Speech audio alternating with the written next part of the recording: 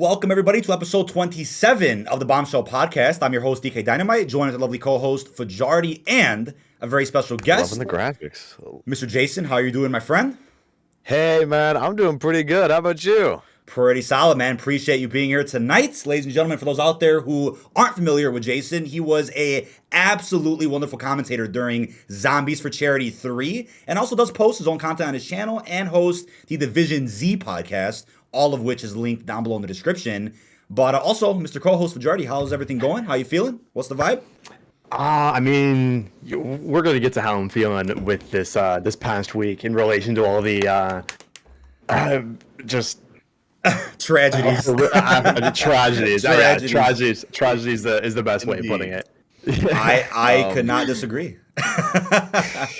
What would you say, Jason? How has this past week been for you, man? With the game, with the vibe, the community, what's going on? So with Call of Duty, sadness. That is my one word summary of it. The fact that we had this event this week that is Dead of the Night 2.0, in my opinion, with zero marketing and zero anything. It just kind of happened.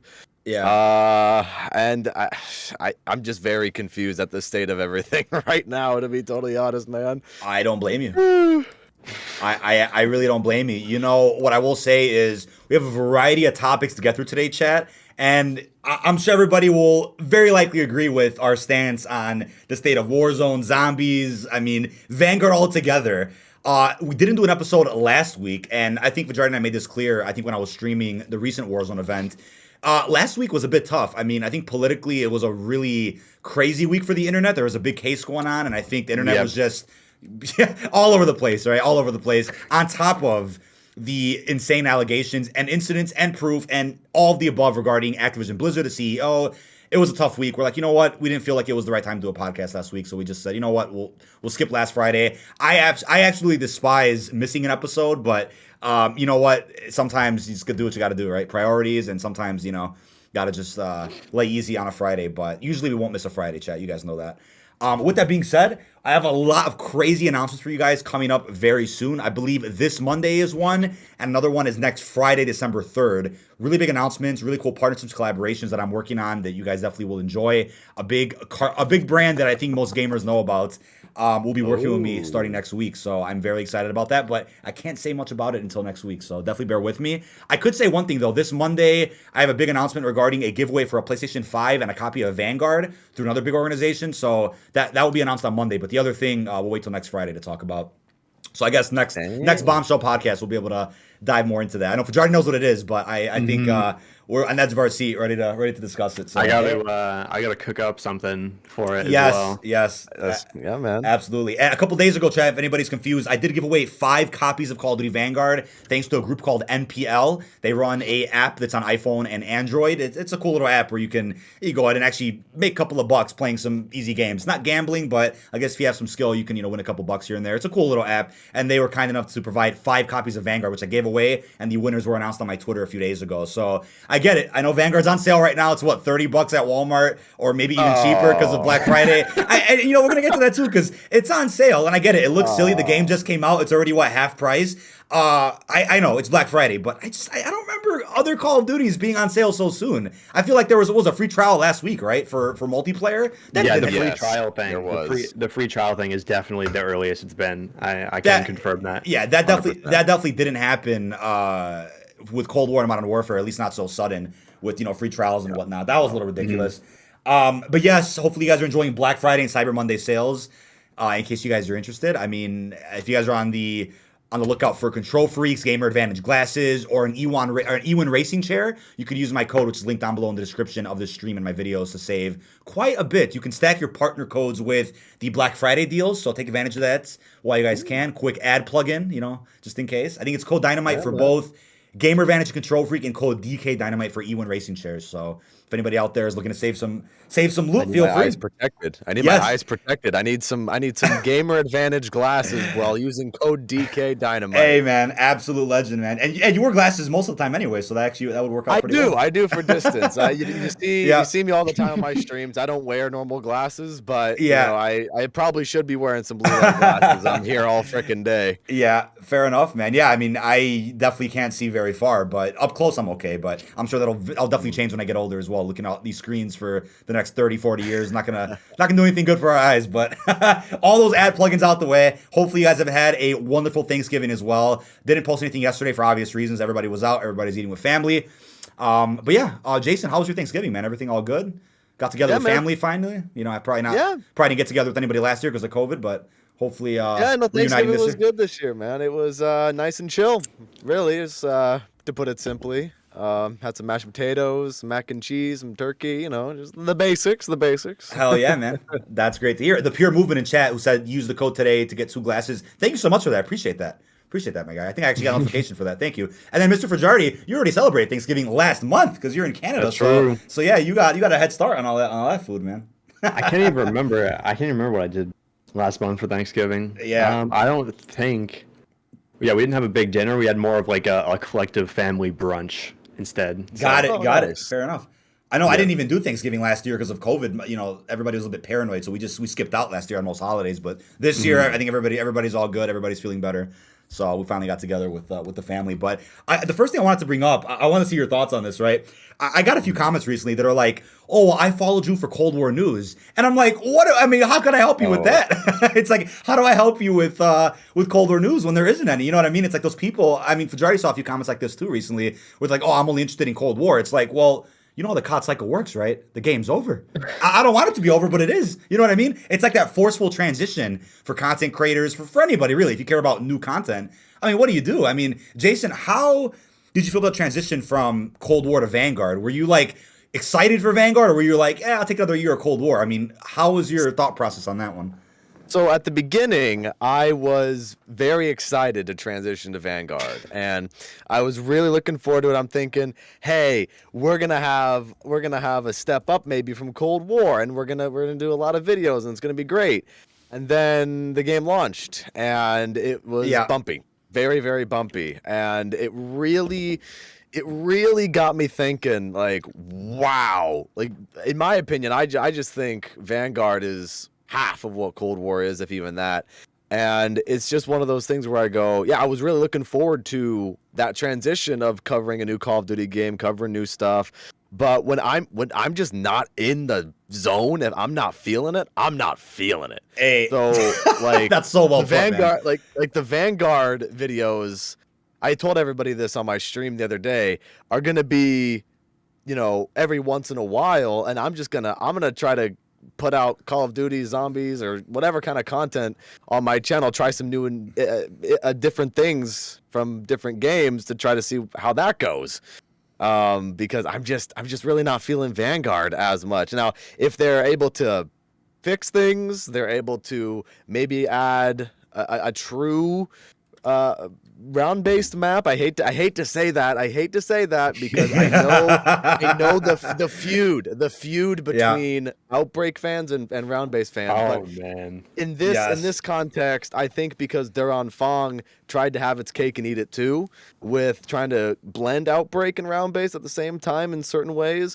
So I think this experiment showed us that they should be separate game modes, in my opinion, and it just really not vibing with me right now. I really like that response. I will say, to add on to your last point about keeping them separate, I think if they had a couple more months to develop it, maybe it then would have held its ground and said, hey, this hybrid could work. But as we talked about before, it's like what they released clearly, and it's so clear, Treyarch was not happy with what they had to release, and it wasn't up to them at all. But there's people out there, the casuals and the usual sheep, that are like, oh, well, Treyarch lost their passion. They don't care. It's like, do you really think Treyarch is happy with that? With no Pab camo, no Wonder Weapon, no main quest? Yeah. Of course they're not. Everybody with a brain knows.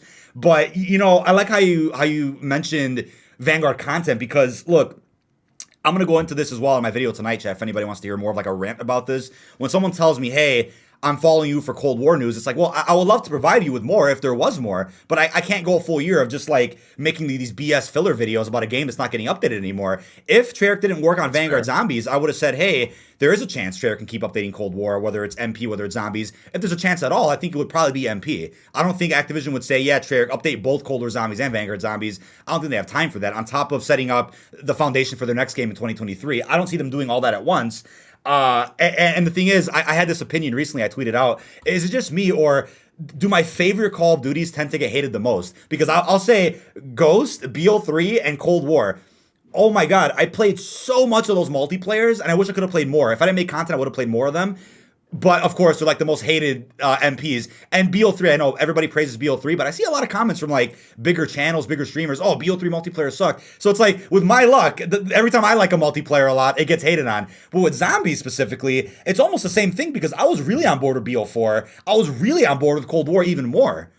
And Same. They were hated. But then with Vanguard, I can see eye to eye with people that are like, oh, this is unfinished, this is garbage, this is BS. Yeah. I understand that. But then when I say Vanguard Zombies, is underwhelming, it has shortcomings, people might look at that when I say it and say, oh, you're just like everybody else, you're just on the hate train. I'm really not, because it's like, hey man, Modern Warfare wasn't my cup of tea, Cold War was, Vanguard, I'm like halfway there, but I'm not like, praising COD every year and, blindly praising it. If I'm not liking it, I'm being honest about it. That's my opinion. I think the last thing I'll say about Vanguard is that, look, Vanguard MP has some good maps, some fun weapons. I like the combat pacing, but the TTK, this is the last time I want to mention it, because Fajari's heard me rant about this 100 times already. The TTK in multiplayer is unacceptable to me. To me, it feels like you're playing hardcore. It feels like it's more about timing than gun skill.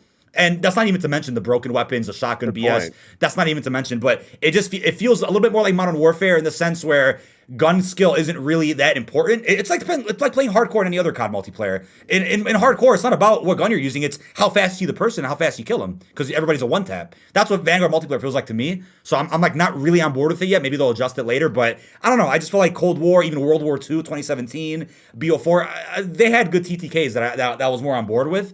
But so far, I'm like, I'm not trying to be that guy. I'm not trying to be negative. I'm not trying to be, somebody just attacking the game and making BS negative videos every day. I don't like to do that. I don't want to be that way. But everybody knows, if you haven't watched me for a while, I try to be as honest as possible with how I'm feeling about a game. And Fajardi, please add on to that, right, with how you're feeling about Vanguard. I know you've been playing a lot of Halo lately, so where's your thought process at with like the content itself, and if you're gonna play it or not, going forward? So I mean, I know Jason was saying about how you might expect a little less videos from me this year. Well, it's kind of different with someone like me and the way I make content, because obviously the way I make content is through like commission work and clients and just like posting art. So as long as people are uploading COD, I'm still going to be doing stuff in general, because like for multiple like news channels and stuff, and like even you, like you're like DK, you're not going to stop uploading, so I'm going to have some work not there going to anywhere. do. Yeah. And then like, so all the other people I do, like Espresso, they constantly need renders and stuff. So on that front, I'm obviously really liking it. But from like the content front, I do enjoy Zombies, and I know it is in a very rough state, and I'm glad to know that it's only going to get better, even though it is in such a bare bones kind of really terrible state it is in right now. I do believe it will get better, and I know it will. Multiplayer, it's very solid. TTK is I don't really care, because I get to respawn immediately, so. Fair, yeah. I'm fine if I die. I mean, I've dropped a V2 rocket in MP already, so I'm pretty happy. Nice. That's the thing too. It's like those 5 less kills you need in Vanguard versus Cold War. I'm like, yeah, V2s are, I would say, a tad easier in Vanguard than Cold War, so to speak. But I'm really happy you got to do that. I mean, it just takes a good map, takes a good lobby. I mean, it takes some good gun skill. With that too, I was gonna say, doesn't it seem like, and this is so weird to me, and I wanted to discuss it with the guest, because I know Fajardi and I already talked about it last week, but doesn't it feel like to you, Jason, Vanguard multiplayer, it seems to be getting a lot of praise from everybody. But then, as you'll notice, the interest in it, content-wise, really isn't there. So it's like, and a lot of multiplayer channels have even said this. They're like, everybody likes it, everybody loves it, but then nobody's watching it. And then if nobody's watching it, is anybody buying the game? because sales were also down 40% digitally in the UK. And I know sales go down every year. Everybody knows every year, year after year, physical sales could decrease, even digital sometimes.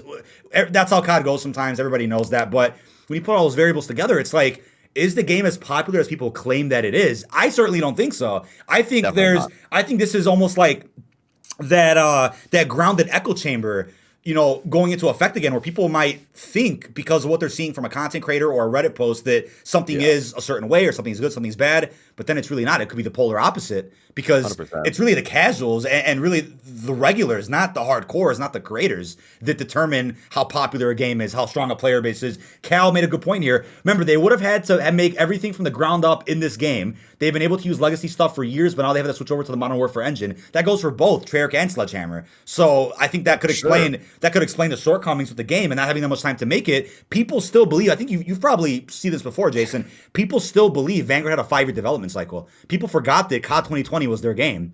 And I think it was late 2019, more than midway through BO4 cycle, Sledgehammer got booted from COD 2020 and had to start fresh on a whole new project with Vanguard. So the game has only been in development for a year and a half, give or take. So it's not like there's people that genuinely believe, 5 years, where's the content? It's like, I get it. Now everybody, looks at gaming bloggers, now everybody looks at videos or the press or whatever. But hey, Kotaku's huge. Everybody knows Kotaku, right? They were the first to break that story that Sledgehammer got booted 2 years ago on Cold War. So it's really interesting to see how many people don't have Twitter or YouTube to know these kind of things. Because, like I said, casuals don't really care. They just pick up a game every now and again after their 9 to 5, and they dominate. They dominate the player base.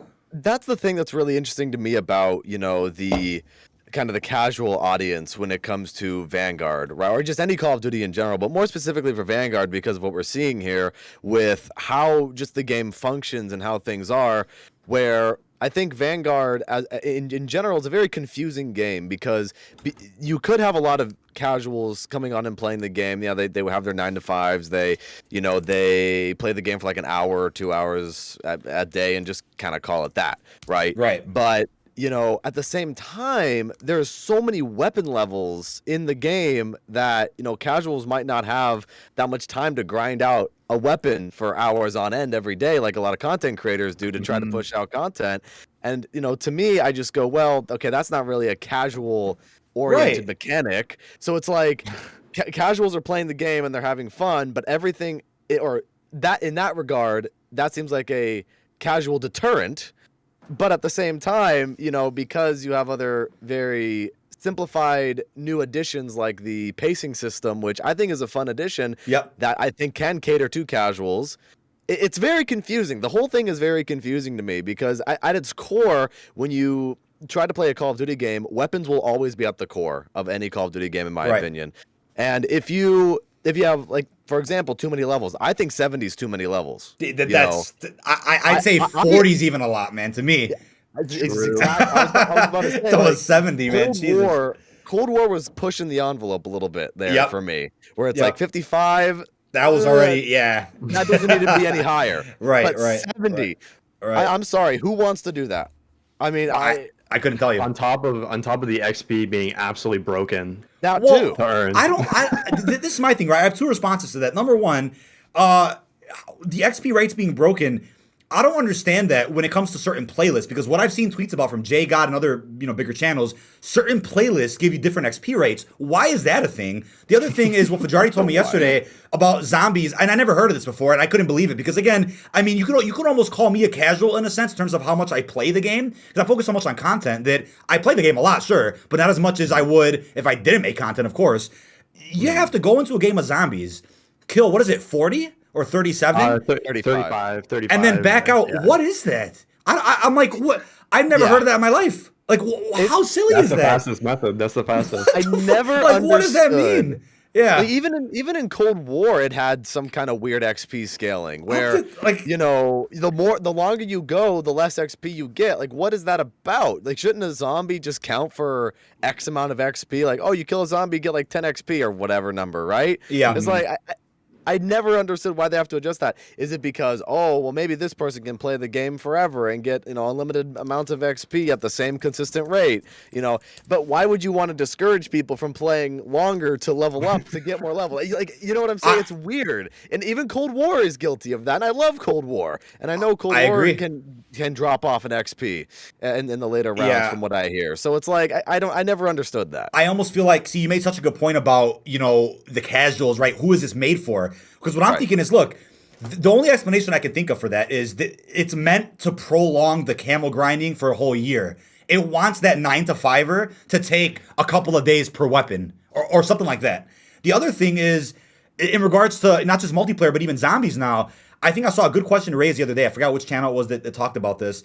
They're like, wait, who is Duran Fong really made for? Because it's not the OGs. Who like round base. It's not the people that liked Outbreak and Cold War because it's neither of those two. It's not for a casual because you know how difficult Duran Fun gets after like 15 waves. Yep. So those Even are round those 8.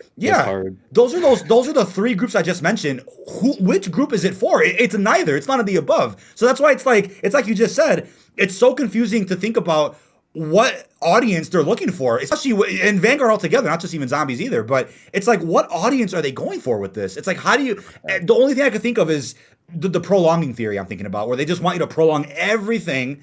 But unless you're a content creator that has unlimited hours, you can put in 100 hours a week or more to all your weapons. And it's like, because correct me if I'm wrong, who actually has Atomic and Dark Ether Camo right now?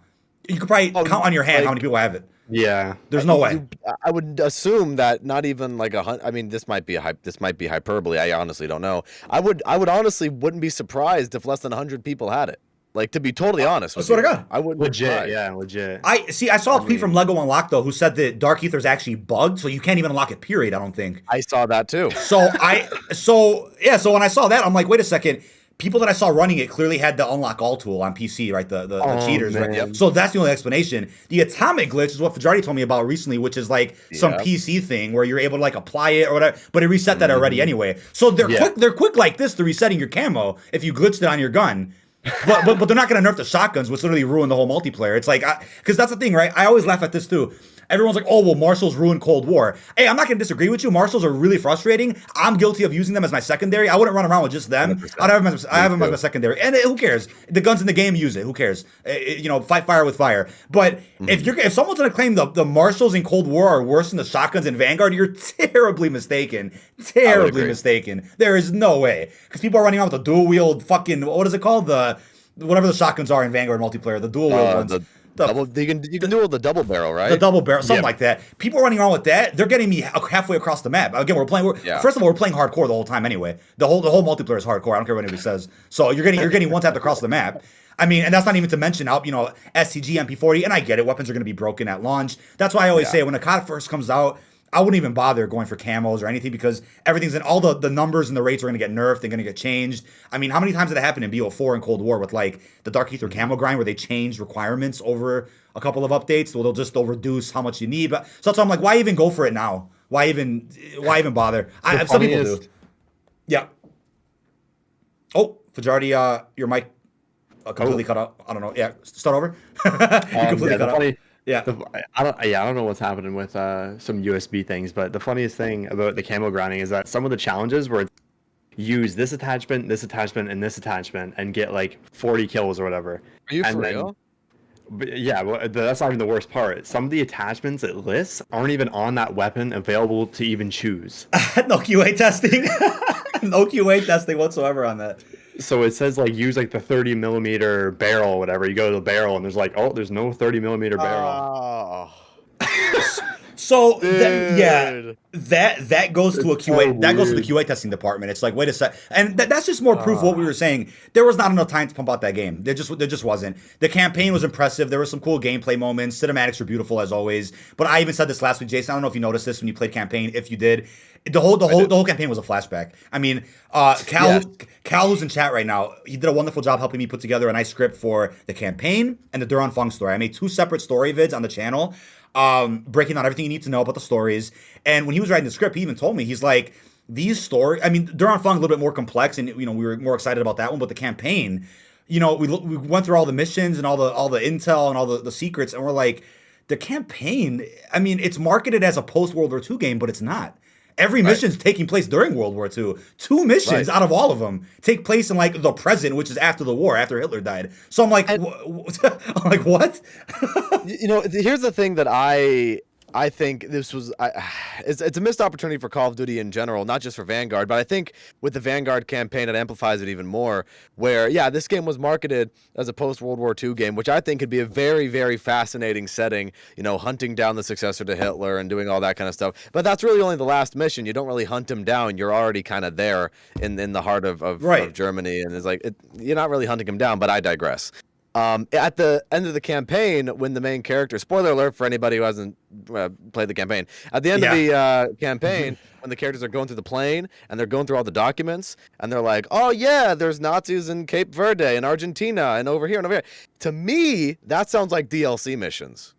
Or that's where the campaign should have took place to begin with. The final mission could have been the first one, and they could have just. It's like what the oh my god. I mean, to me that sounds like additional missions to be like, oh cool, I want to hunt Nazis in Argentina. Yeah, I'd like to see that adventure. I mean, I want to see Project Nova and Project Ether and all this shit. Like, like, could you imagine the tie into the campaign into Duran Fung, just a straight. It blends right into it smoothly. You got the characters going, and they're like, "Oh wow, we found this place," and then that you fight zombies in the campaign as a campaign mission that lead right into Duran Fung, and then it makes sense why Kingsley and Polina and Wade and all those characters are there. I think that's a total missed opportunity, and even Cold War needed campaign DLC, I thought. With the side 100%. Missions in Cold War, where you solve the cipher and you unlock the clue, you could totally add more ciphers, especially with the hype of Pawn Takes Pawn and how much they really amped that up. And like, wow, you the player can be part of the CIA and you can decipher all these codes and look at the Nixie tubes and all that kind of stuff. The way they hyped that up, you would think they would add some kind of extra stuff in the seasons to really hype that up, to really continue on with the secrecy and the all the missions that go on behind closed doors. These are the missions. What's the saying? It's like the missions that you don't get to see, or some campaign. I don't know, but you know what I'm saying. Yeah, I got it. But I just totally think there should be campaign DLC. I wish there was money. Cold War. Exactly. It's money, man. I really wish there was money to be made on that from Activision's standpoint, because that's the only reason they would even do it. And that's why they're not doing it. It's like, how do they monetize that? The closest we'll get to it is always those cinematic, beautiful cutscenes throughout the seasons. Right, that's fair. Those are awesome. That's fair. But it's like you could definitely tell Cold War obviously could have had it, but they ran out of time. Vanguard, because I think Cold War definitely would have had at least 2 or 3 more missions, but that's a discussion for another time. I think there's definitely some room there was definitely some room for that. But Vanguard, it's like, all this cool shit in the last mission, and they're like, Vanguard 2, or whatever they want to set up here. Maybe it's the post-launch story for season 1 through 6. Fair. But if it's not, then I'm like, they're blue balling us now for a Vanguard 2, which I don't think is gonna happen. I'm gonna be honest with you. I don't think let's take a chance one more time. I feel like Sledgehammer's in a cycle right now where they can't get their own series off the ground to get sequels after. Not Advanced Warfare, not World War II really, because this is kind of like a fresh start again. So let's see if they come back again in 2024 with a sequel to this. I don't know. I don't see it happening, but back to your point though about the story, it's like, wait a second, it's marketed as post World War II, but it wasn't. So I think it's almost back to Fajardi's point of like they got away with selling the same game twice, just on a new engine. And Fajardi also made a great point, and feel free to go in detail about it. If every mission had been like the last one, I know you tweeted. I think you mentioned this in DM recently. Feel free to dive into that a little bit. Like the whole dynamic of the last mission, the Fourth Reich, where it's like, you swap between the other characters at certain parts of the missions to do like their kind of like specialty or whatever. Right. I think if the whole campaign was like that in post World War II. And you had like a little wheel, like from GTA 5, where you can swap whatever character you want. Yes, absolutely. It would have been easily a top 3 campaign. It obviously story would have had to be good, but it would have easily been a top 3 campaign. But and it actually would have been memorable. Because for me, I can't remember half the missions. It's just like flashbacks. Each of the main characters, someone important to them dies, and now they're here. neither chose. And then the game ends. And that's what Vanguard. and then the game. I'm still dying, Jason. I was streaming the campaign when it came out, and I remember Fajardi came in chat at the beginning and said, "Oh, flashback, cool." He came back 3 hours later while I'm still streaming. I sleep. I copped a nap. Yeah, I put him to sleep with my stream, obviously, and then he comes back and he's like, "Oh, you're still in a flashback? When does the game actually start?" And I was cracking up, bro. I was like, "Oh my god!" I was, holy shit! What the fuck? The thing is, though, is like I don't necessarily mind the concept of a flashback mission, but like if 75-80% of your campaign is flashback missions, I don't know. That's kind of weird. Like some of the gimmicks that it's fun going through a mission with each of the characters individually and being like, oh, Polina's good at that, Wade is good at that, whatever. And it's cool. But yeah, the fact of the matter is that they're flashbacks, and you go, well, right. Yeah, like we were talking about, this was marketed to be post World War II, and now we're not in post World War II. And then the other thing is, I don't know. I mean, I know this is like a tiny little nitpick, but I thought it was kind of funny when you're doing the Japanese missions and Numa and all that, and the Japanese have STGs. I thought that was kind of funny. Right. Which that shouldn't. Yeah, that's not exactly accurate. Like, yeah. So that shouldn't. To me, I don't know. Especially with a campaign, I think there's an argument to be made for the campaign, if you're doing a historical piece, to be historically accurate. Correct. I'd agree. When you have zombies or multiplayer, you have a little bit more leeway. Now, obviously, you're going to have a lot of people who will still complain about the unrealistic attachments and things like that. But at least there's that fantasy element of zombies, the fantasy element of multiplayer. That these are all fictional, hypothetical situations. That this is this world where you can put a yellow dot sight on your gun, right? But because campaigns, especially in a historical piece like World War II. The Cold War, the Korean War, whatever kind of time period, you would want it to be somewhat accurate, right? Right. So I feel like that would be the perfect time for people to be like, "Aha, that's where you're not real Call of Duty." You know what I'm saying? I totally get that. I'm like, I've always looked at it the same way. I'm like, yeah, zombies and multiplayer are quote unquote canon story wise and like where you're at, the maps, but every single gunfight is hypothetical, based to your liking because it's a game. I've always looked at it that way as well. Which is funny. Yeah. Cal made a good point in chat. He's like, he hopes Sledgehammer serves as a lightning rod for criticism from Activision when it comes to Vanguard Zombies. Ultimately, the fiasco is because they couldn't make their game in 2020, then couldn't make a third mode. So it's like Sledgehammer just expanded to all these studios, and again, because of the pandemic, we'll give them a pass. 2020 didn't work out. They couldn't make it. They couldn't get a game done on time. Couldn't work with Raven, but they couldn't get a Zombies done or a third mode for Vanguard. So Treyarch had to step in while trying to finish Cold War and while setting up the foundation for their next game to do this. Doing three things at once. That's why I'm like, why send any hate towards Treyarch? Why be rude at all? Just, come back to reality for a second and realize, there's issues with stuff going on behind the scenes.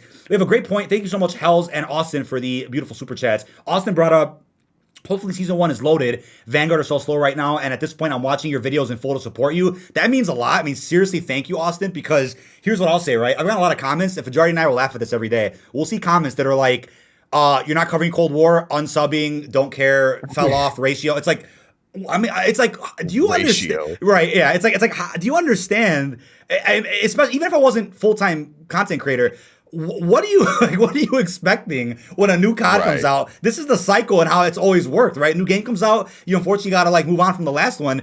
If I had it my way, it wouldn't have been that way. I would have said, okay, Cold War a year or two, nice new Warzone update, new Warzone map, whatever. But that's not, we don't live in a perfect world with sunshines and rainbows. Sometimes we just got to move on. And what I've noticed is, and this is a really weird trend, I don't know if you noticed this, Jason, anybody who was thriving covering Cold War is not doing great covering Vanguard. People are at all-time lows right now, channel-wise. Yes. And then I saw people that were doing good in Modern Warfare that didn't do good in Cold War are now doing good again with Vanguard. So it's like, wait a second, is it like an audience swap where people that like Modern Warfare like Vanguard but didn't like Cold War? Sure. Or is it it's weird to see. And it's almost not a coincidence because we went through a couple channels just to kind of take a look at, how everyone's doing. And it's like, what the hell's going on?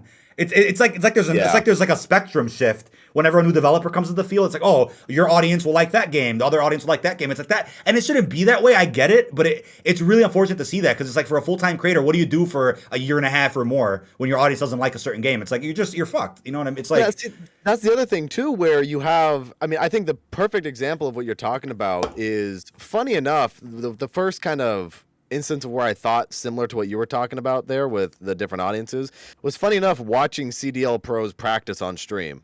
Yeah. watching some of the pros and the way they play the game, the way just the way it's presented to me got the feeling of Modern Warfare. Like they're preparing for Modern Warfare Season 2 for the CDL, right? And to me, that kind of gave me my first instance of, okay, well, this game is going to definitely be catered more towards the Modern Warfare audience, and people who, really enjoyed Modern Warfare, they're going to really like this. And that is ostensibly clear. I mean, especially with a Cold War on my channel was very good to me. Like, it was... I love the game and I loved covering it, and I think that reflected in some of my videos because you can tell I'm having a great time. Yes. And you can tell oh yeah, this is awesome. Then with Vanguard, posting the videos, it's just such a dramatic drop. Right. Where, you'll go from thousands of views literally to like 30 views. And it's hard to put in words because people are going to say, oh, well, you're biased because Cold War did good for you. It's like, well, and it goes back to what you said about enjoying the game you're covering, because it's like, to me, it's not even about Vanguard videos not doing well. It's more that when I play it, I felt I was feeling like you said, where you're like, well, you're not in the zone really. You're just like, what? So that may reflect in videos. Hopefully it doesn't. I'm definitely trying not to show that. I'm trying to be authentic with it too. That's why in my videos you'll see me go on quick 2-minute rants where I'm like, this needs to get fixed. This doesn't make sense. I'll be authentic about it. I'm not going to say this is great because I'm a COD channel. I'm going to say, no, I don't like this, and here's what could be fixed. Here's how to say that respectfully. That's how my videos will be presented. But it's really weird to see that with especially content creation. I'm not saying that only content creators' views and all that determine success of a game, because it doesn't. My pet peeve is when people are like, oh, Cold War's dead because more people are streaming Modern Warfare than Cold War. It's like, what does that mean? If XQC streams Cold War right now and he has 100,000 viewers, that puts Cold War above any game on Twitch. So is Cold War all of a sudden the best game of all time? Or is it one streamer that's carrying that? It's the same thing. That's what it is. Views on videos are a bit different to me from the streamer that carries it when they're live. You know what I mean? It's like that was always my pet peeve of like that difference, and people don't seem to get that though. It's like that's always an argument on Twitter I see. And at the same time too, it's a dichotomy of, you have the people on the one side that will say the game is dead, but then at the same time they will say that the game is dead because content creators say it's bad. Correct. Right? So where do you make that correlation that, I don't know where the connect is there, but anyways, to kind of piggyback on that, I'm biased towards games that I enjoy. Correct. I think everybody is. For sure. That is the bottom line. Yeah. Like, for anything that I do on my channel, the majority of what I do is going to be Call of Duty. I'm still going to play zombies, but if I'm not enjoying Vanguard as much, then I'm going to go back and play some custom zombies. I love custom zombies. And I am going to go back and play Cold War, on stream and just hang out and, do some other fun little ideas with Cold War, the most that I can do. And even other games too. I'm not opposed to going and trying out other games either. Right. So, Yep. It's a little wild right now in the Call of Duty community. I think a lot of people aren't really sure of the future of not just Vanguard, but of Call of Duty in general. Yes. And it's not just because of everything going on behind the scenes, but just because of the product that we're being presented. Yes. Because we have Vanguard in the state that it is, a lot of people are like, right, Battlefield's gonna kill it. Oh my God. Battlefield comes out and it's a mess. Halo then comes out, and Halo, for the most part, people are really enjoying. Yes. I haven't seen a lot of criticism towards Halo. I've seen a little bit, but not a lot. And the fact that Halo came out with a ranked mode, and Vanguard didn't, and a lot of people are in the Call of Duty community they're very uncertain right now. I think everyone from all walks of life are going, why do I play Call of Duty? I think that's the core question that all these people are asking themselves right now, because of the Call of Duty cycle, because of, you can make the arguments of, the unfinished and polished games from the past, which I think Cold War wasn't unfinished at launch. I don't think. I think Cold War had a lot of good content in it, and there was room for improvement, but literally Vanguard does not have all the content it should have at launch. We don't have a pause button in solo zombies, okay? In case anybody forgot. Yeah, I mean, it's I will forever drill that into people's heads, because I think, as the consumer, there still needs to be a standard set for a game to launch with basic functions, you know? And you can't let that go. Now, the fact of the matter is, yes, Treyarch was rushed, and the map is not the way they want it to be, and it's a mess. It's obviously a mess for Treyarch. But you still got to be like, y'all didn't add a pause button. Like, I'm confused about that. Like, I mean, don't forget about weapon inspection. That came in season 4 or 5 of Modern Warfare. I wouldn't be surprised if the same thing happens with Vanguard. I mean, it's like, wait, you promote charms and you promote these things, and it's like you can't see them. Why? Well, it's like I got the cool one with Control Freak. Where is it? It's on my keys right here. I'm like, hey, this is badass. You can get this on your weapon. If you guys are watching this on YouTube, you can see this clip. It's cool. It's like comes with your Vanguard thumbsticks. I'm like, that's a cool bonus. Cold Dynamite, by the way, Control Freak, say 10%. Plus, I think another 25 because of Black Friday. Quick plug-in. But it's like, you can't inspect your weapon in the game. I mean, it's just silly things like that. But I really want to touch on that point you made about if a content creator says the game's dead, how do you draw that line, whether or not it's true or not? How do you know? And I think the line could be drawn with things like we're seeing now, where there's free trials every week, quadruple XP events, the game's half price, views are down for almost everybody. For some reason, the playlists are changing every single day in multiplayer for no reason. There's radio silence. I mean, I think that's the only way you can determine if a game is quote unquote dead or not. If you're seeing all these dominoes falling at once, and you're like, wait a second, something's off here. But what's ironic is that with Cold War, there were some big channels saying game's dead, game sucks, I don't like it. But I'm like, use me as an example, right? I was at Fajardi, 30K when the game came out. Yeah. Or what? But I see, it's not all about me. I'm not trying to make this about me at all. But if you look at someone small like myself last year with Cold War, I was able to achieve things that I'm like, wait a second, as a smaller channel, I was like, these views don't make any sense. I was getting views that I'm like, what's going on here? And I'm beyond grateful for it. But my point I'm trying to make is that if someone small like me was able to break through like that from just trying and playing the game, like imagine if a bigger channel put in the effort to try to make some original content. I'm sure everybody could have done fine in Cold War. But now they're going to regret that now that Vanguard has no content. It's like, it's silly to see that. And I said the same thing last year with Cold War when everyone's like, oh, D Machine's not enough. There's no Easter eggs. I don't like Dead Ops. It's like, I guarantee you weren't playing BO4 at launch. You was probably crying. These people were probably crying about blue screens in BO4. Fair. But that was fixed by December.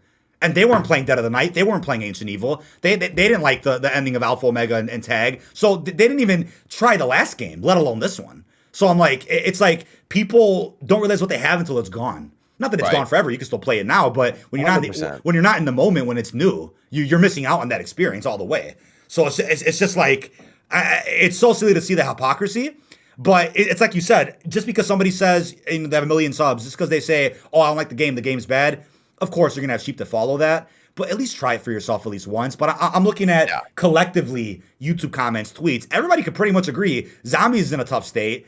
I think a lot of people could agree that multiplayer is looking like it's being praised to be something that it's not. I know Fajardi sent me a few tweets recently. There's a lot of channels that have tweeted this publicly where they're like, what's going on? Like, everybody says they like Vanguard, but nobody's watching these videos. It's like, well, if nobody's buying, nobody's probably watching either. And if Activision has a lawsuit going on, which is insane, by the way, the allegations are horrific, that's also not going to help COD, even though, before recently, this is all like a Blizzard World of Warcraft issue. Clearly, as I predicted months ago, this may have also affected COD Studios, and it did. There were some horrific things going on with them too. So put all these things together in one pot, and what does that do for the franchise this year? It's not looking good. But it's the only thing I saw about Halo that was like negative was the MTX, but I'm like, who cares? It's not even the game. Who cares about the skins and shit? Don't even buy it. But Halo got praised well. I mean, I would argue that right now Zombies has been in its worst state than it's ever been. I'd have to agree. I think with Black Ops 4, I know a lot of people they try to pin the zombies dying or the death of zombies on Black Ops 4 because of other outlandish things, but I think where Duran Fong kind of falters is the fact that there's really nothing here. I mean, when you strip away the core functions and mechanics of zombies, like an Easter egg, pack punch camos, wonder weapons, that's additional things in the map to want to repeatedly do and to get and to achieve and to do it in different ways and to, it has to be replayable. Now, that's not saying that Duran Fong is going to be unreplayable a year from now. It could be a really good experience a year from now. Right. Like, a big example, or there's something that I talked about on Division Z the other day, was this Duran Fong right now feels like what Zombies Onslaught felt at the beginning of Cold War. Yes. Like Zombies Onslaught at the beginning of Cold War was just not it. It wasn't it. And then they updated the game and they made Onslaught a really great mode, and I actually really love to play Onslaught now. However, this is your main game mode. This is your main game mode in Zombies. This isn't some PlayStation exclusive that you can kind of, barely pass it off as like, oh yeah, this is the PlayStation exclusive mode, and it's not, it's kind of here. This isn't that. This is supposed to be your main Zombies mode, and when you have something like that is just unfinished. It doesn't make any sense. It just doesn't make any sense, and it goes back to one of the points I was making earlier. Us as consumers, there needs to be we need to draw the line in the sand to be like, okay, we need completed things on launch. Like we can't get used to the fact that the game can just release unfinished and then they'll fix everything and drip feed it in as time goes on. That cannot be acceptable anymore. And I think Vanguard is the perfect example of that. I'm not, and the way I'm saying this, it makes me sound pretty harsh. I want to clarify that I'm not knocking the developers. I know they were very tight on time, and things were just rushed and things were just all over the place. And you liked Outbreak as well, right? You played out. You gave everything a chance in Cold War. I gave everything a chance. I played multiple hours on stream. It's just this is how I feel about the game after experiencing it. Right. And as the consumer, there has to be a line in the sand drawn eventually by us to say, well, we will not play a game that is unfinished. And I know that won't happen because there's the casual audience that doesn't really go into it that deeply. Right. But even some of the casual fans, you can even see now kind of say, why what's going on with this game? Why do I lag every time I'm in Zombies? Fajari's packet burst was crazy. I mean, both of us recently we were playing, I think, Shipment. I'm like, dude, this packet burst was crazy, and it's frozen. I know. And the issue is, issue after issue, we're just like, what is going on here? And it's weird. Go ahead. I think people really forget that Forsaken, the map in Cold War, is not even 2 months old yet. Right. So it's only a month and a half old right now. Yeah. So like we weren't even really supposed to even get anything for Zombies. Not saying that's an excuse at all. Right. But I am saying that, like, back in the days, we were, we'd get one map and that would be it. You'd be getting nothing else for two to 3 months. And Forsaken hasn't even been out for 2 months yet. They should have done that. They should have just dropped Forsaken and said, we'll drop Zombies in Season 1. I swear to God, that would have been good. But again, there's people that are like, oh, wah. It's like, because I said this before, this is the problem, right? No round-based map, I don't care how good the map is going to make people last more than a week because they're used to, if a content creator is streaming it every day, clearly the map's good. Once the content creator posts all their guides and the map is quote-unquote dead, then it's like, move on to the next map, wait for the next thing. That has seemingly turned gaming in general into a really weird state. I have like a quote-unquote mini documentary plan I want to post at some point, maybe in 2022, after the new year.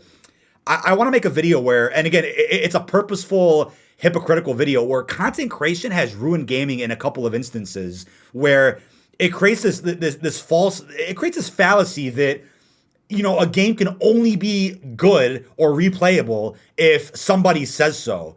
And it's purposely hypocritical because I'm a content creator myself, and like we were saying earlier with Vanguard, it looks dead all over the place on YouTube. But I think the point I'm really trying to make is that Zombies back then offered nothing. There was no side Easter eggs. There's nothing special back then. It was just play the map, get to a high round.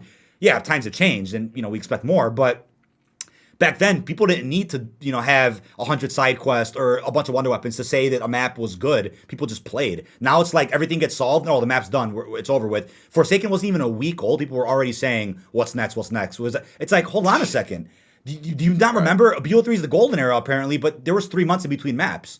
So like Fajardi said, we should have got Forsaken and then waited until Season 1 Reloaded or something for Zombies in Vanguard till it was finished. They released, and I said this before, what a Zombies beta would look like, because we theorized about this for years. What would a Zombies beta look like every summer? Well, what could they do for that? Duran Fung is literally that. I swear to God. Duran Fung feels like a beta. It feels like this is what a beta would be like. 3 objectives, no pap cam, no wonder weapon, no Easter egg. Here's a a bit of a bare bones taste of how Zombies mode will be in this game. It feels like a beta. I can't put it any other way. That's where I'm at with that. You could even argue that all multiplayer is in beta too.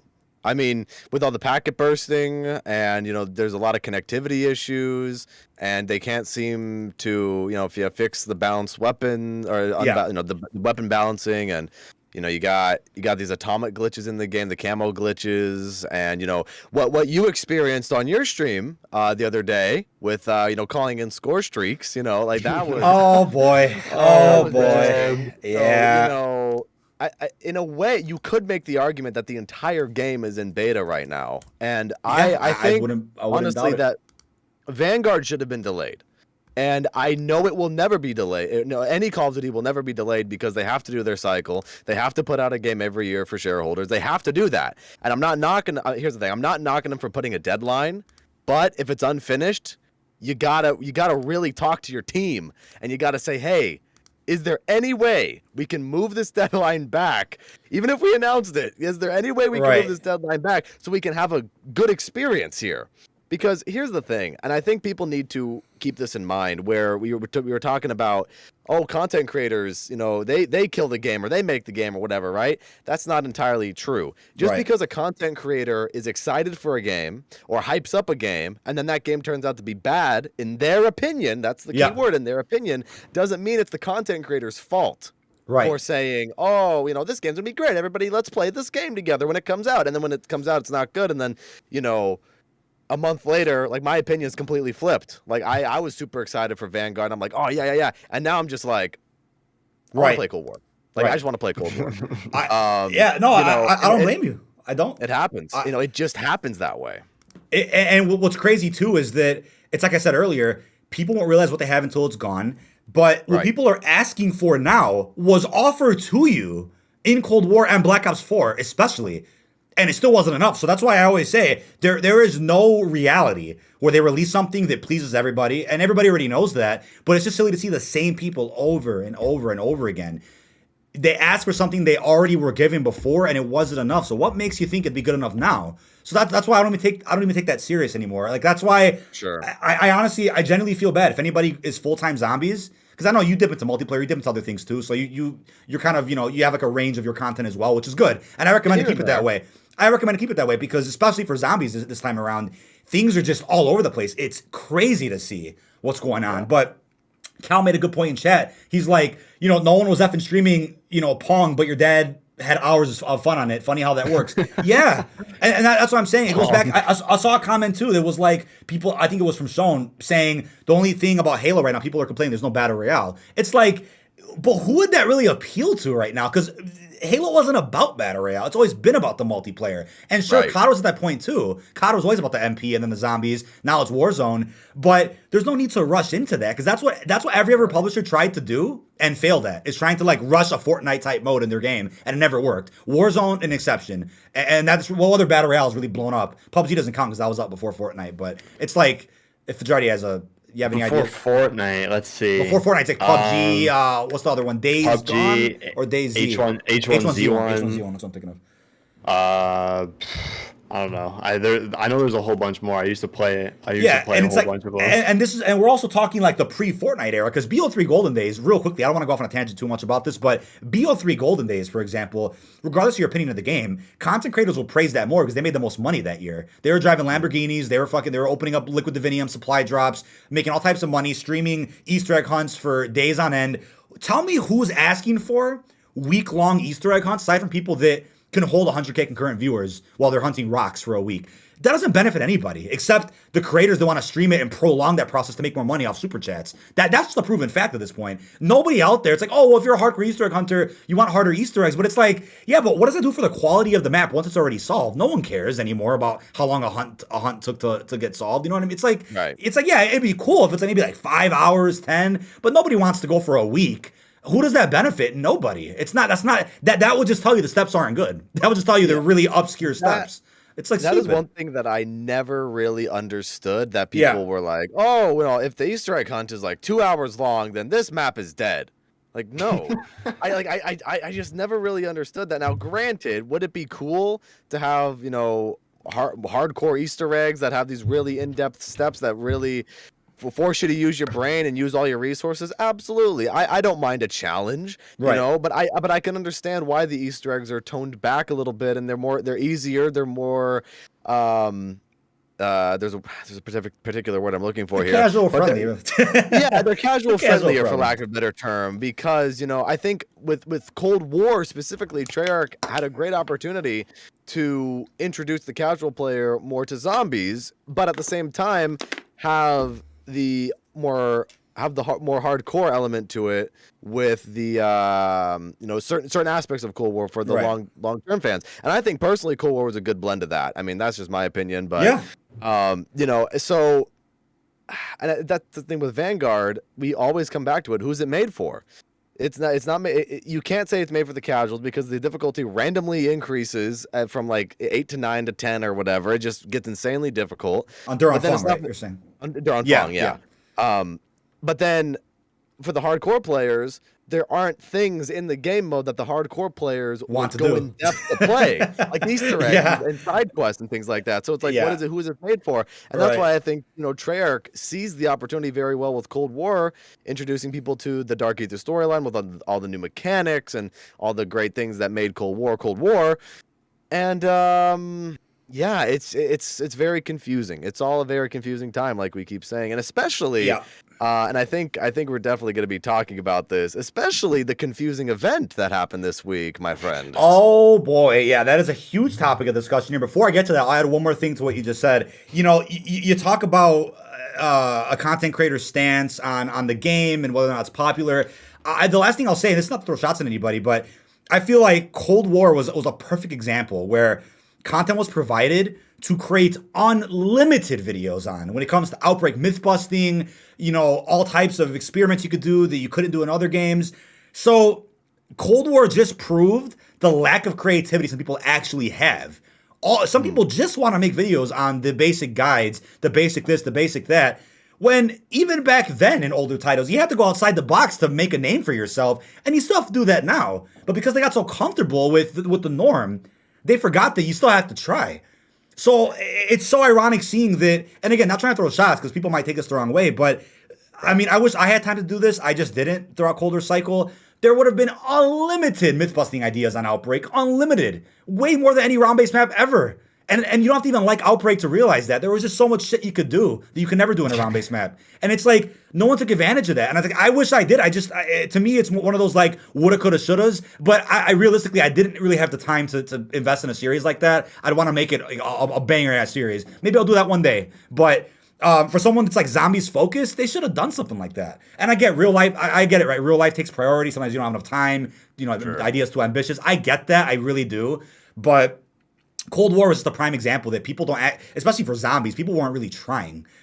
Because Cold War offered things you can do. Dead Ops Arcade 3, I make this joke all the time, had more content than all of Modern Warfare combined. Dead Ops Arcade 3 had so much depth, so many things you could experiment with, so many different levels and Easter eggs and all types of crazy shit. I mean, I know there's a guy I played with, a high round world record holder, Rambo. He holds a lot of world records on Dead Ops. Literal legend. He's like the only person I know that really goes through in depth with all that. It was an honor to play with him a couple of times throughout Cold War. Crazy dude. And it's like, there was just so much offered. And in BO4 as well. But a lot of creators just didn't try. And it's just sad to see that. But, I think now, let me put this in the right way. Vanguard Zombies is almost like a consequence for these people that complained so much during really good years of content. BO4, Cold War.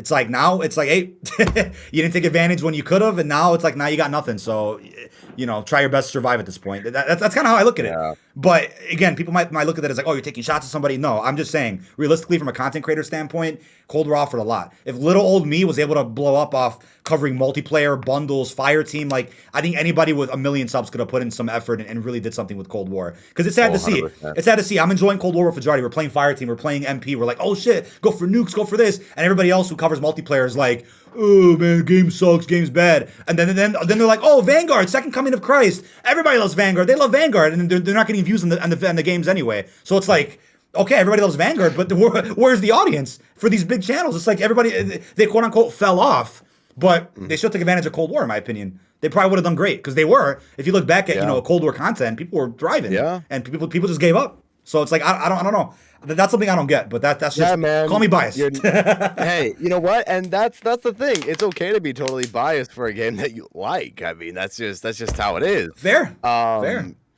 The thing is with that is, there's a lot of opportunity in Cold War for content because there's a lot to do in Cold War, more than meets the eye. I mean, there's a lot of stuff outside of the game that you could go for too, that is outside the, I guess, normal gameplay flow of the of just typical survive and kill enemies or whatever. You could do different operator missions. I thought that was a great addition to Cold War, is doing operator missions, unlocking new skins, and it gave you an incentive to buy the battle pass in Cold War, because not only can you get the ultra or the legendary skin for Mason or Stitch, but when you unlock that skin, you can unlock different variations of that skin if you complete zombies missions or multiplayer missions. And I think that was such a great addition to the game. And those are some of the videos that I had the most fun making, because it was so different. And it was so like, wow, this is something that makes zombies very innovative. And then you go into Vanguard. I know we don't have a battle pass right now in Vanguard. I'm hoping operator missions come back for the battle pass in Vanguard. But, then you look at Vanguard and it's like, well, what am I doing? What am I doing in Vanguard? Well, there's the gold and diamond armor if you rank up all your operators to like level 20, which actually, I have a bone to pick with that. Actually, go ahead. No, go ahead. Yeah, dude, take it away. Here's the thing. You have the different classes. For those of you who may or may not know, you have the different classes, right? You got barbarian and this and that, and there's like 3 characters per thing. Okay, when you upgrade all the operators, level up all the operators, you get them to level 20, and you get all the operators in that category to level 20. You get the diamond skin, right?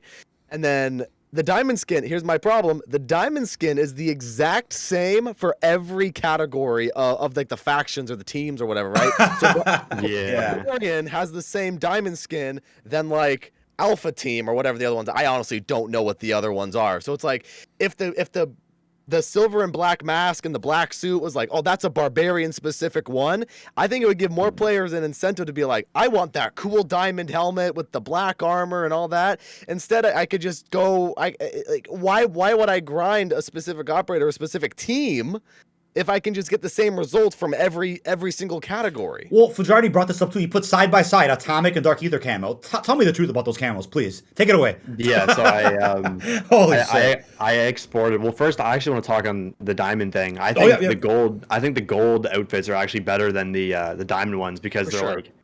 Because, for example, Polina, she has one where she has like a gold Ushanka hat, and she doesn't have a skin with the Ushanka hat. So I don't know. I think that's pretty cool.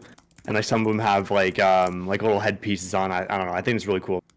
And also with the diamond skins, when I'm doing renders with some certain diamond skins, and I'm like, why do I have to fully retexture this diamond skin when it looks exactly the same as the other one? Right. I still did it anyway because I don't know. Overachiever, my friend. Overachiever. But anyway, going back to the Atomic and Dark Ether thing. I exported the actual texture of the camo, and I'm pretty sure it's like exactly the same, just color swapped.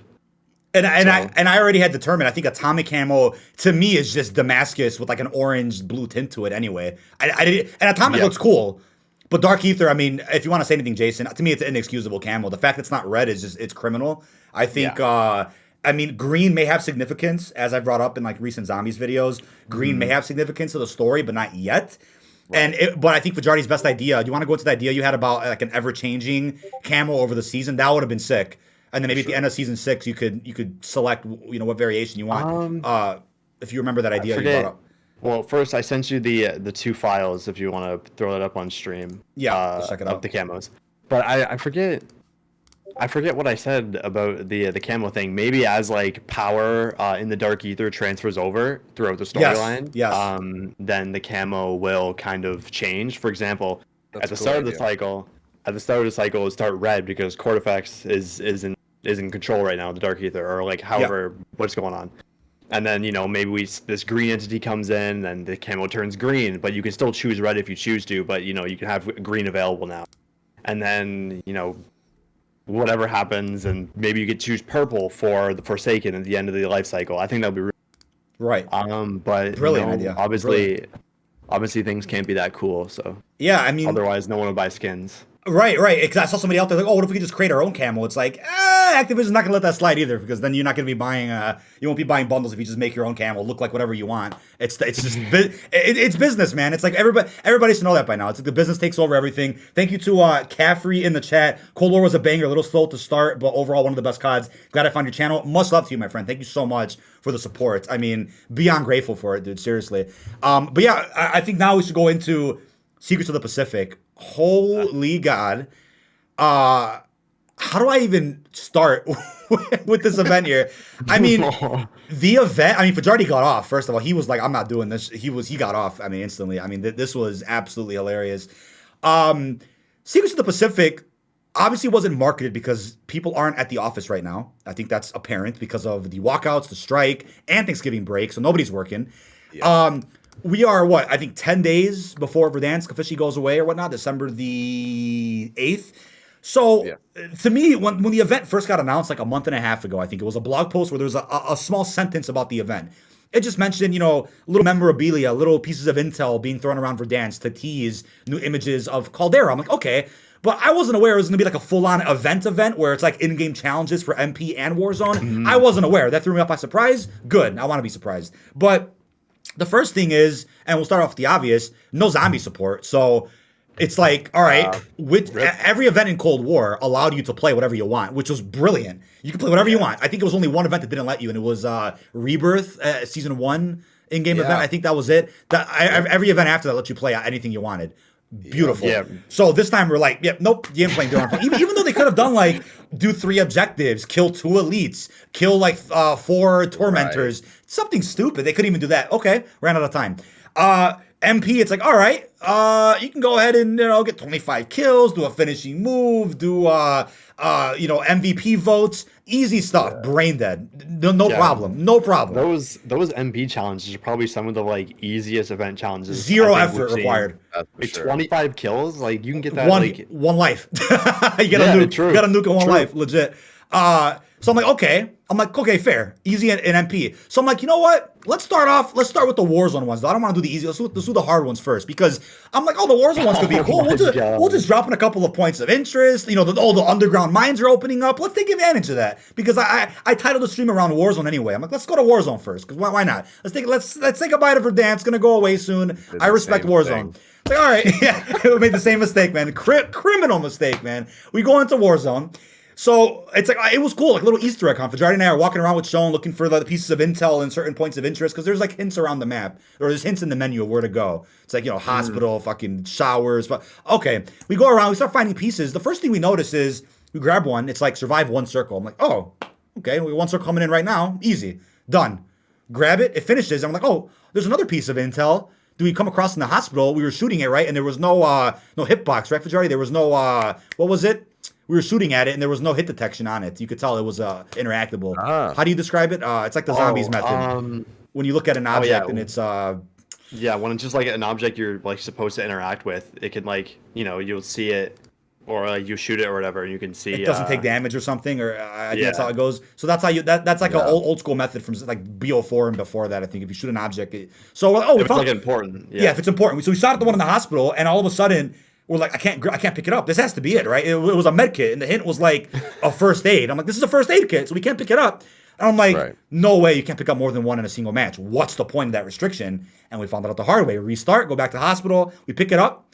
We're like, wow, you can pick up 1 piece per game. This time it's like survive 3 circles. So I'm like, oh no. Every single intel has the same requirement, but different amount of circles. Survive the circles or win the game. The reason they said that is because if you pick up that piece of intel during the final circle, you can't survive 3, so you have to win the game. Isn't it easy to win a game of Warzone in 2021 when there's cheaters, hackers, it's like, how do you... Overpowered metas. Everything's broken. People are using unreleased content. Okay, win a game of Warzone. That's not happening. So... So it's like that's out of the picture. And then we'll see something we discover about Warzone. Then we discovered our luck with some of these challenges. We'll be hiding on purpose. We're not trying to challenge anybody. We'll just hide and, we'll just play it slow. And still, people are randomly coming across us, sniping us halfway across the map with walls and shit. I'm like, all right, so this is not happening. So we're like, let's go back to multiplayer. We'll do this later. We'll come back to this. We go to multiplayer. Tragedy. We go to multiplayer. And we realized, we're like, wait a second, Raidaway just tweeted, kill streaks are crashing the game. Oh, shit. I thought it was a joke. I thought it was too. I've never heard of that in my life. And I've been playing COD multiplayer since COD 4. Never in my life have I heard that kill streaks will crash everybody. I'm like, what? So we get into a game. I think it was Numa, right? I get a recon. I'm like, let me experiment with that. Let me call it in. There's no way. Call it in, it's fine. 10 seconds later, I'm gonna call it the gray screen on PS5. It's not a blue screen; it's a gray screen. Gone. Fajardi PC brick. All right, you bricked your game, I think too. Yeah, gone. My game got bricked on my computer. So it was determined that if your lobby used more than 6 or 7 streaks total, everybody crashes. If one person though used one set of attack dogs, insta crash, regardless of how many you had. So so we're like, all right, let's try this. Let's try going ahead and telling people in the lobby, don't use streaks, just play. Just play the game. Nobody used streaks. People listened. Some didn't. We got lucky. We finished, I think, 1 or 2 complete matches where nobody called streaks in to where we finished it out because you have to vote for an MVP 10 times. You can't do that if your game crashes. So we actually get like 2 matches done. Then all of a sudden, Sledgehammer tweets, we've removed the event from Vanguard. And it's like, why? That's not the problem. That's I'm not like, the problem. Why didn't you just disable streaks? Maybe I'm not an engineer. I'm not a game dev, so I don't know this. Maybe they had to go to the event. I'm not going to try to be an expert with this. Maybe I'm wrong here. But why couldn't you just disable streaks temporarily? If that's what's crashing your game, leave the event in because we were making progress. We were doing fine. See, the only thing that I can think about though is like in some weird way. And again, I don't know anything about game design either. Yeah. To be honest. I only know what some of my custom map friends have showed me, but like, it's one of those things where the only thing that I can think about is maybe because the event exists and whatever's in the event, the code of the event makes the game crash when you call in a streak. So by them removing the event, that means the game won't crash if you call in a score streak. Like, I don't know. That's the only thing that I can think about because honestly, after they removed the event in Vanguard and I was sick and tired of Warzone trying to do that, I did something else. I'll tell you what though. I will tell you what. I agree with you 100%, but there's a but here. There's a catch. I would believe that if, and this got brought to my attention after I made the video. I look like a moron making this video, by the way, because in the video I say, hey guys, you can't do the event anymore in Vanguard, only Warzone. And it also says in fine print in Warzone, blueprint not available till season 1, right? It says that. Right. I'm like, first of all, that's ridiculous that you'll go through all this hell. You can't even use the blueprint. But the issue with that I really had was that in Vanguard, that fine print wasn't there. And you know why? Because if you finish the event in Vanguard, you could use the blueprint in Vanguard, just not Warzone. But you wouldn't know that because the event got removed, so you couldn't read the fine print anyway. So we didn't know that. So I make the video, and then everybody comes in my comments and says, actually, DK, you can still do the event in multiplayer. You just can't track your progress. You have to boot up Warzone to track your progress. So I'm like, hold on a second. You're telling me you can do it all in Vanguard multiplayer, so the event must not have been the cause of the crashing then. Because the event's still there, you just can't see the progress for it. So you could still do it. I'm like, it's wild. I'm like, what the fuck? And this is the first event, by the way, mind you, for Vanguard. Silly. And the blueprint's not even that good. It's an STG. We have 100 STGs already from pre-order bonuses, Ultimate Editions. Dude, it's like, what the fuck? What happened? What literal tragedy. That was the exact thing I mentioned to Fajardi before we started. I was like, dude, why'd they give us another STG blueprint? Give us like a Type 100 blueprint or like a Tommy gun blueprint or something.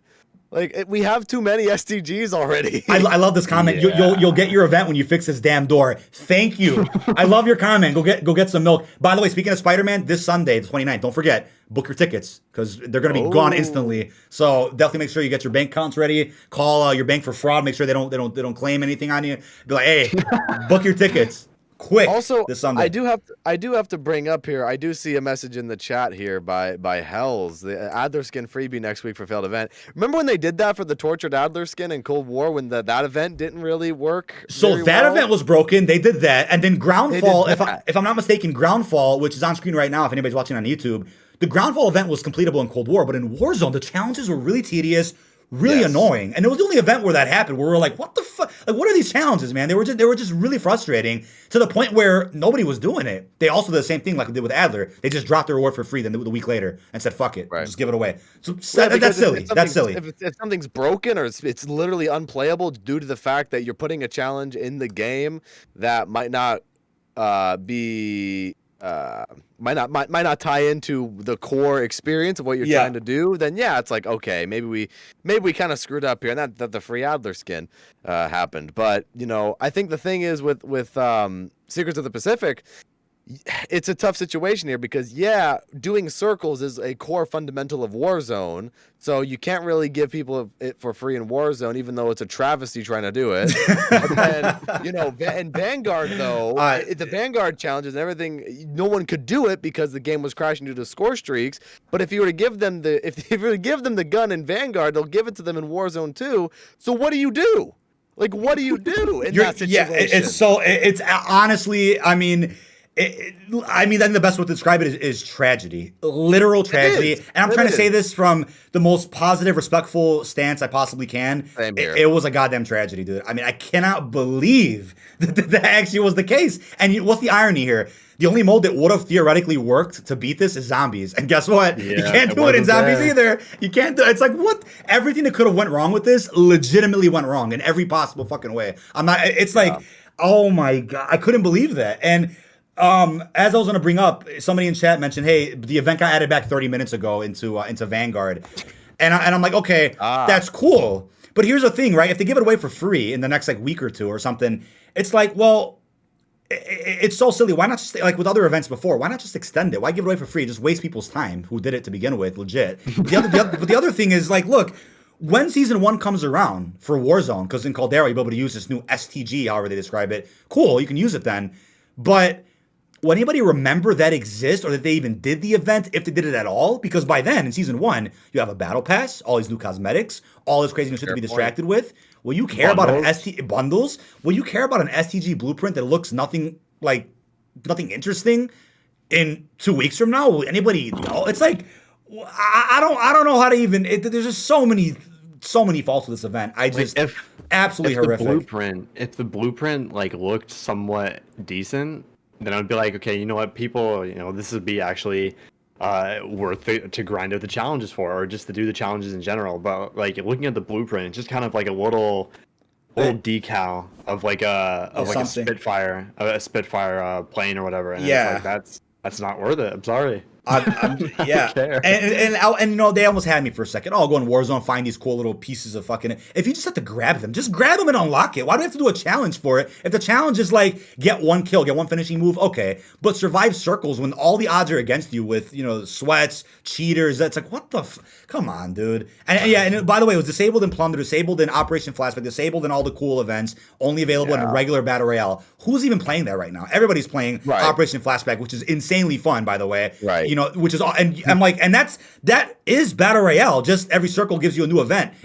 Why not let us play it in there? I would like to grab a jug suit and then go grab a piece of intel, but they didn't have time to. They didn't have time to code all that shit in. It's like, man, I don't know, dude. That was ridiculous. And the thing is that I never understood either is even back in Cold War's life cycle with the Warzone events, you couldn't really do. There was only one, I believe, if I remember, you could actually do in Plunder, and that was the Nakatomi Plaza vault. Beautiful. You can get all the money there, and I never really understood why the Warzone events weren't available in Plunder specifically too, because I know a lot of people are going to disagree with me. Plunder is Warzone. Plunder is Warzone, 100%. It's a game mode within Warzone, and it is its own game mode of Battle Royale. I know a lot of people are like, oh, no, it's not Battle Royale. This is some random game mode that I can use to just level up my weapons. No, it's literally, it's a game mode in Battle Royale, differently presented. It's not kill everybody, it's get the most money. I love Plunder. I've always loved Plunder. I mean, it was the most fun at the zombies event when you can go around the zombie spots. To be honest, I think the concept is more fun, in my personal opinion. The fact that Nakatomi Plaza and the Die Hard event, 80s Action Heroes, that being in Plunder was really cool. And to be totally honest, I think that that event was probably the best one we had in the Cold War's life cycle. 110%. When you go into the game and you try to open up the vault and you do the side missions, that's how you do it. You fight enemy AI. You go on a scavenger hunt. Oh my god, dude! I gotta defuse these bombs. Like, bro, blackout vibes, my friend. Blackout vibes with just something to do. I don't want to go find sweat, scuff jumping, or using keyboard and mouse on a fucking Xbox Series L. I want to play a goddamn game where I'm doing something, or I'm having some fun. The Reznov, everybody knows, cancerous quest in Blackout. It was tough because of RNG. But you know what? I gotta admit, man, that when your heart's beating, you're really going for it. You gotta get that snipe, gotta survive till top 5. That was different. That's how you make that Battle Royale stand out. And 80s Action Heroes, fucking Mona Lisa event. Power grab, the LTM, crazy fun. Nakatomi Plaza, I love Die Hard. I love, hell yeah. Love the location, dude. It's like, that's what it's all about, man. But another hot take for you is that Warzone Battle Royale is just a big game of fucking multiplayer. Everybody's using metas and the best class setup that their favorite YouTuber told them to use. I mean, that's not Battle Royale to me is scavenging loot to do something. Not like spawn in with your loadout. It's like come on, man. That's I never liked that. It's TDM. Totally understandable. I get it. Make Warzone stand out. Oh, do the create a class thing where you can stand out using loadouts. I get it. But to me, that's not. It's not about what do you randomly come across. It's about how much money do you find wherever you drop, and then how quickly can you buy your loadout. That's to me what it is. But I still respect Warzone for what it's done for the franchise, and whether anybody likes it or not, it's the core foundation of everything now. That's what we have to live with if we're gonna play COD going forward. I get it. I really do. I put my hands up and say that. What's up, Skizzleax? Legend in chat. Absolute GOAT. Hey. Legendary guest on our previous episode as well. Nice. But yeah, I mean, it's just the event was just, I was sad because I don't know if you knew this. The Haunting was like the last event for Cold War. Yeah. And oh my god, was it great? But of course, what happens? That's honestly the best. I think the best overall event. Where I think 80s Action Heroes was the best one for Warzone. I think the Haunting was one of, if not the best overall event for Cold War, Warzone. Yeah. Just there was so much to do, and it was interesting.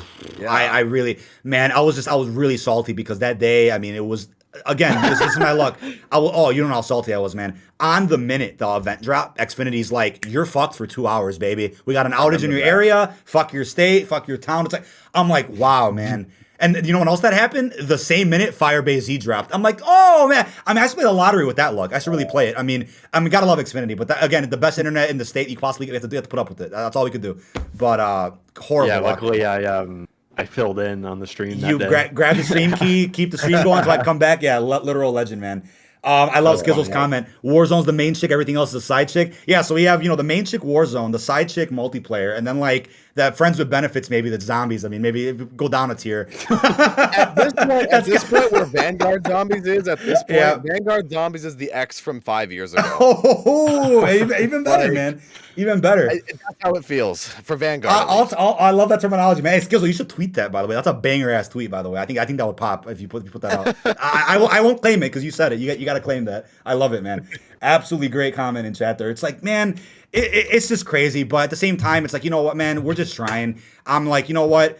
I put out some experimental videos lately with Vanguard, just different style titles, different style thumbs, different style, recordings. I'm just trying to do different things too. Like I love doing news, but I'm also keeping that up, but then also trying other things as well, just to branch out, see what other audiences we can find. But with Vanguard, it's like, damn, experiments aren't really sticking. Experiments they're not doing great, but we're gonna keep trying. We're gonna hope that season 1 somehow like brings energy from here to here. Yeah. I mean, we'll see. I mean, all we could do is hope. At this point, it's like you can whine and bitch all day on Twitter or Reddit. What's that gonna do? Nothing. All you could do is try, or like other people have done in previous CODs that I think are brilliant. Ghost, BO4, Cold War. People just gave up, left, did other things, gave up on content creation. It's like, and then they regret it later when the next game comes out and they're like, oh shit, I should have kept it up. Because the people that stick around and try are the ones that will very usually succeed whenever a game does pop up again, or when people are interested again. You just gotta.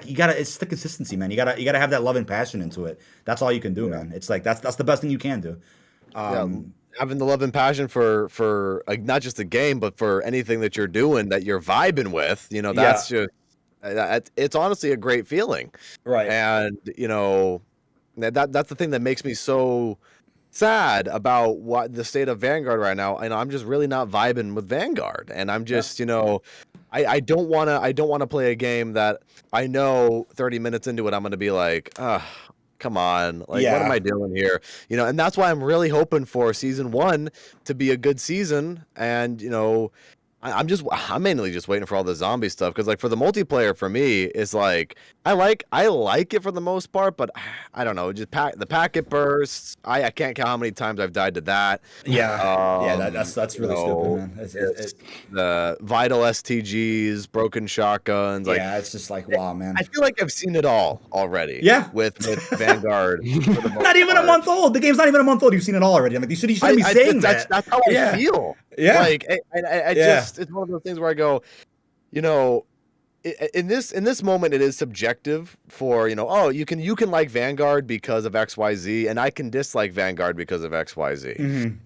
And to make a long story short, I'm just patiently waiting for season 1, seeing what they can do with it.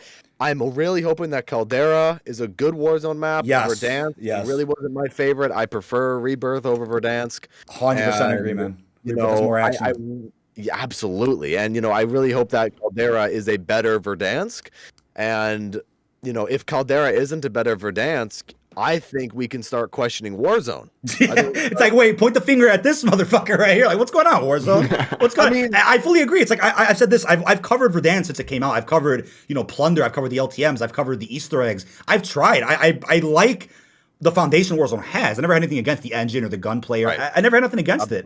But Verdansk, I mean, without going off on a tangent, if Euro Mountains would have came out instead of Verdansk 84, I would have been like, okay, I want to play more Warzone. But it didn't. It was a reskin Verdansk. They didn't have enough time to make a new map. I'm like, okay, whatever. I think the red doors, the Treyarch inclusion, and the lore and whatnot had me interested. And I'm like, I played more Verdansk this time around than I did during Modern Warfare. Fair. But now it's like, hey, man, I want to cover more Warzone, but I'm ready for a new map with an anti-cheat, so I'm not coming across quick scopers from 70 miles away, man. You know what I mean? It's like, that's just not it. But I gotta hope for the best. I gotta hope for the best with Caldera. I'm hoping to cover a lot more this year than I did with Verdansk, and I think everybody could pretty much agree with that. I mean, didn't Nick Merckx leave Warzone for Apex recently?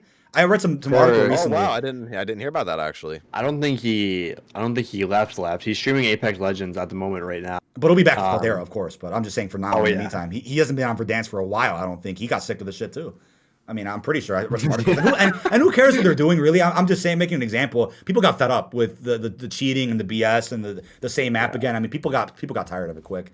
But real quickly, before we kind of transition to a new topic, as far as zombies goes, rumors go that there's audio that has been found for a Jingle Hells, a Cranked Mode, a Wonder Weapon, Fire Sale, an Ammo Mod drop, and I believe the map Desert Siege for multiplayer coming as a region or its own map, not sure which. I'll be talking more about that in a video tonight.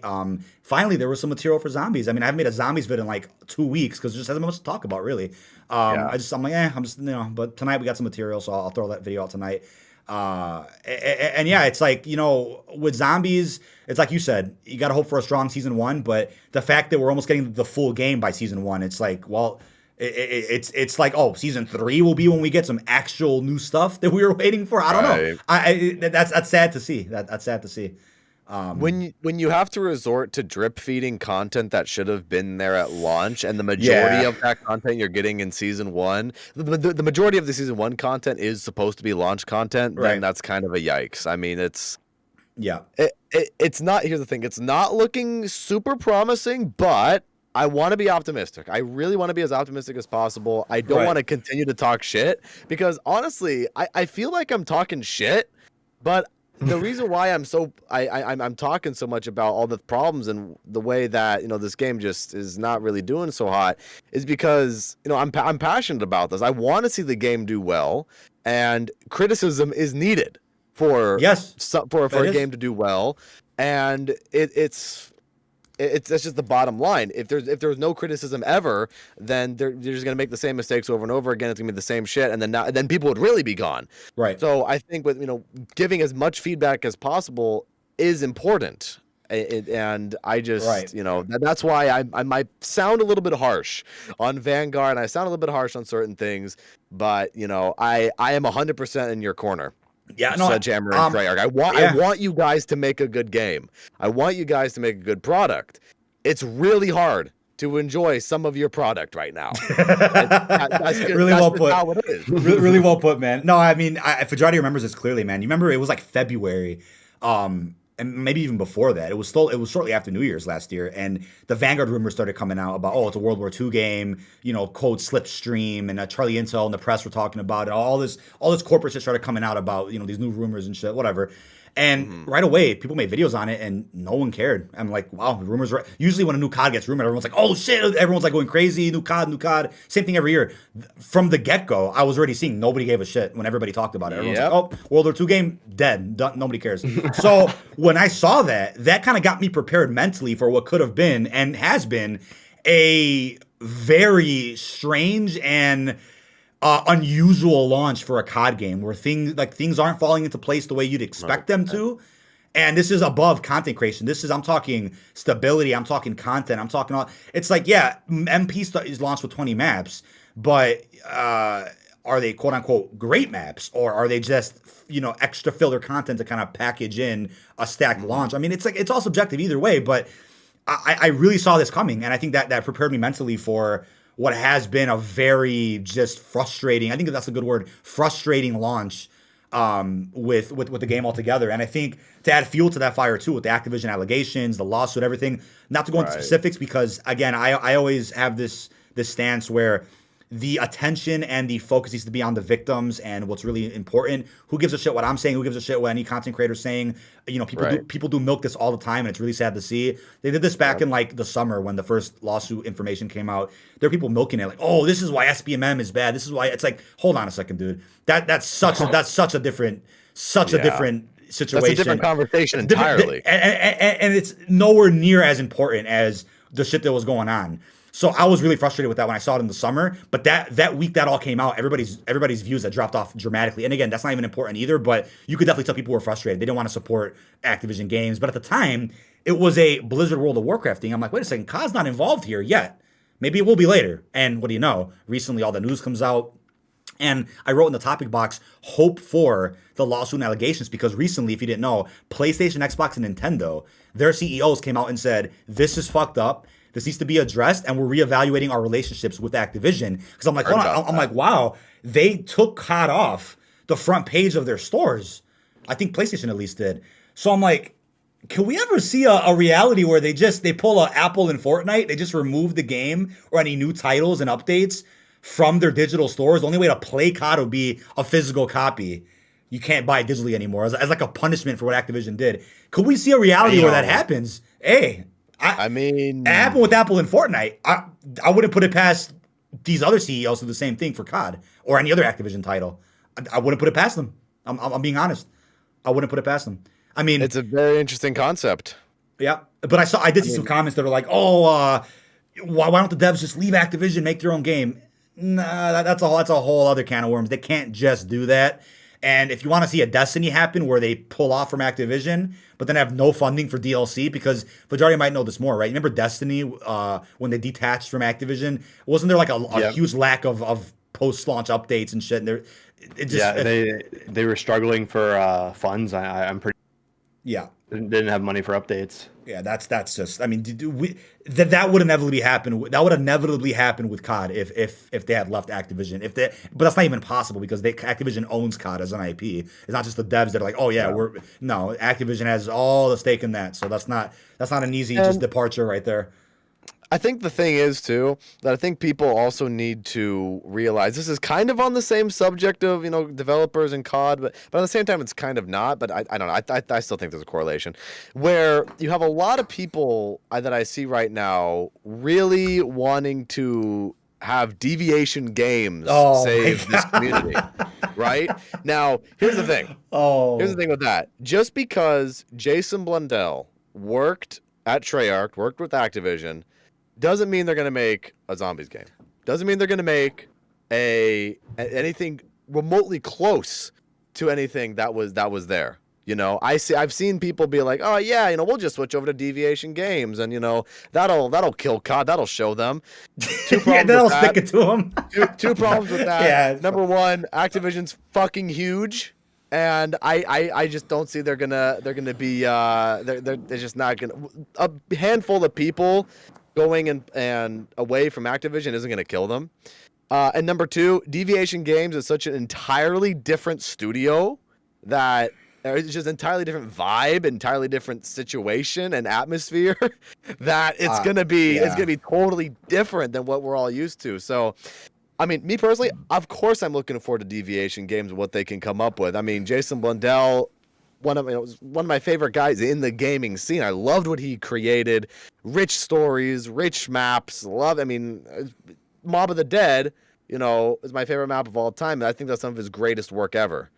And, you know, I'm really curious to see what he can come up with. You know, you got other zombies communities guys involved like JC Backfire and stuff, which that's pretty cool too. Yeah. But, you know, I just think it's really fascinating to me to see that people are going, oh yeah, we'll just, you know, Deviation Games, you know, that'll save this community, when Deviation Games is not going to make zombies. I still, oh my God, Fajardi will be dying all day when we'll just send each other tweets that we see, and we're losing brain cells, man, with some of the shit we've seen.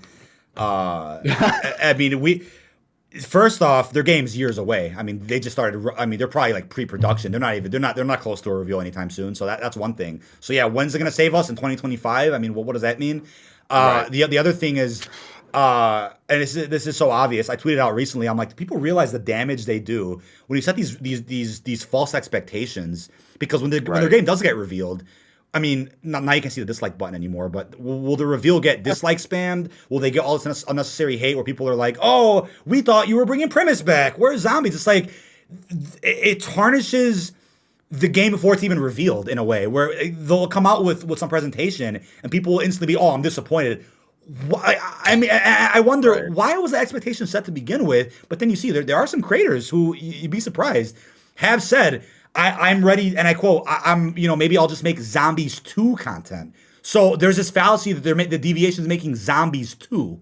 I'm like, whatever that means. So I'm like, when you set that up, especially as a creator, when you set up your audience for these false fallacies here, you set people up for something like that, and then it doesn't happen. It's like that's doing actual damage to Deviation without them even doing anything. Oh, 100%. I'm just like, do people not think? I mean, are we just thinking on a different scale right here, or is that just common sense? I mean, I don't get it. Part of that is too, you know, because a lot of people, I think it's really funny how a lot of people are reflecting on Black Ops 4 and saying Black Ops 4 is super great now. I've always been with Black Ops 4 day one. Yeah. I think Black Ops 4 is a great game. And that might be due to the fact that I did not experience as many blue screens as everybody else. That could be it too. It was literal RNG, by the way. That was literal RNG for everybody. Like, it just is what it is. You know, I really enjoyed Black Ops 4. Loved all the content. You know, even some of the maps that people don't like as much, like Alpha Omega. I personally like Alpha Omega. Anyways, I digress. But again, you have the Chaos storyline in Black Ops 4, just a Jason Blundell like brainchild, right? And I know a lot of people I've seen recently go, oh, we need the Chaos storyline to come back. Oh, now. Give me a break. Magically, everybody wants the Chaos storyline to come back. Now, I've criticized the Chaos storyline before in the past and was like, you know, it could definitely be better and da-da-da-da. But I never wanted to write it off like these people did back in the day, and now they're magically going back to it. Of course, I want to see the conclusion. I want to see what's after the cliffhanger of Ancient Evil. I think everybody does.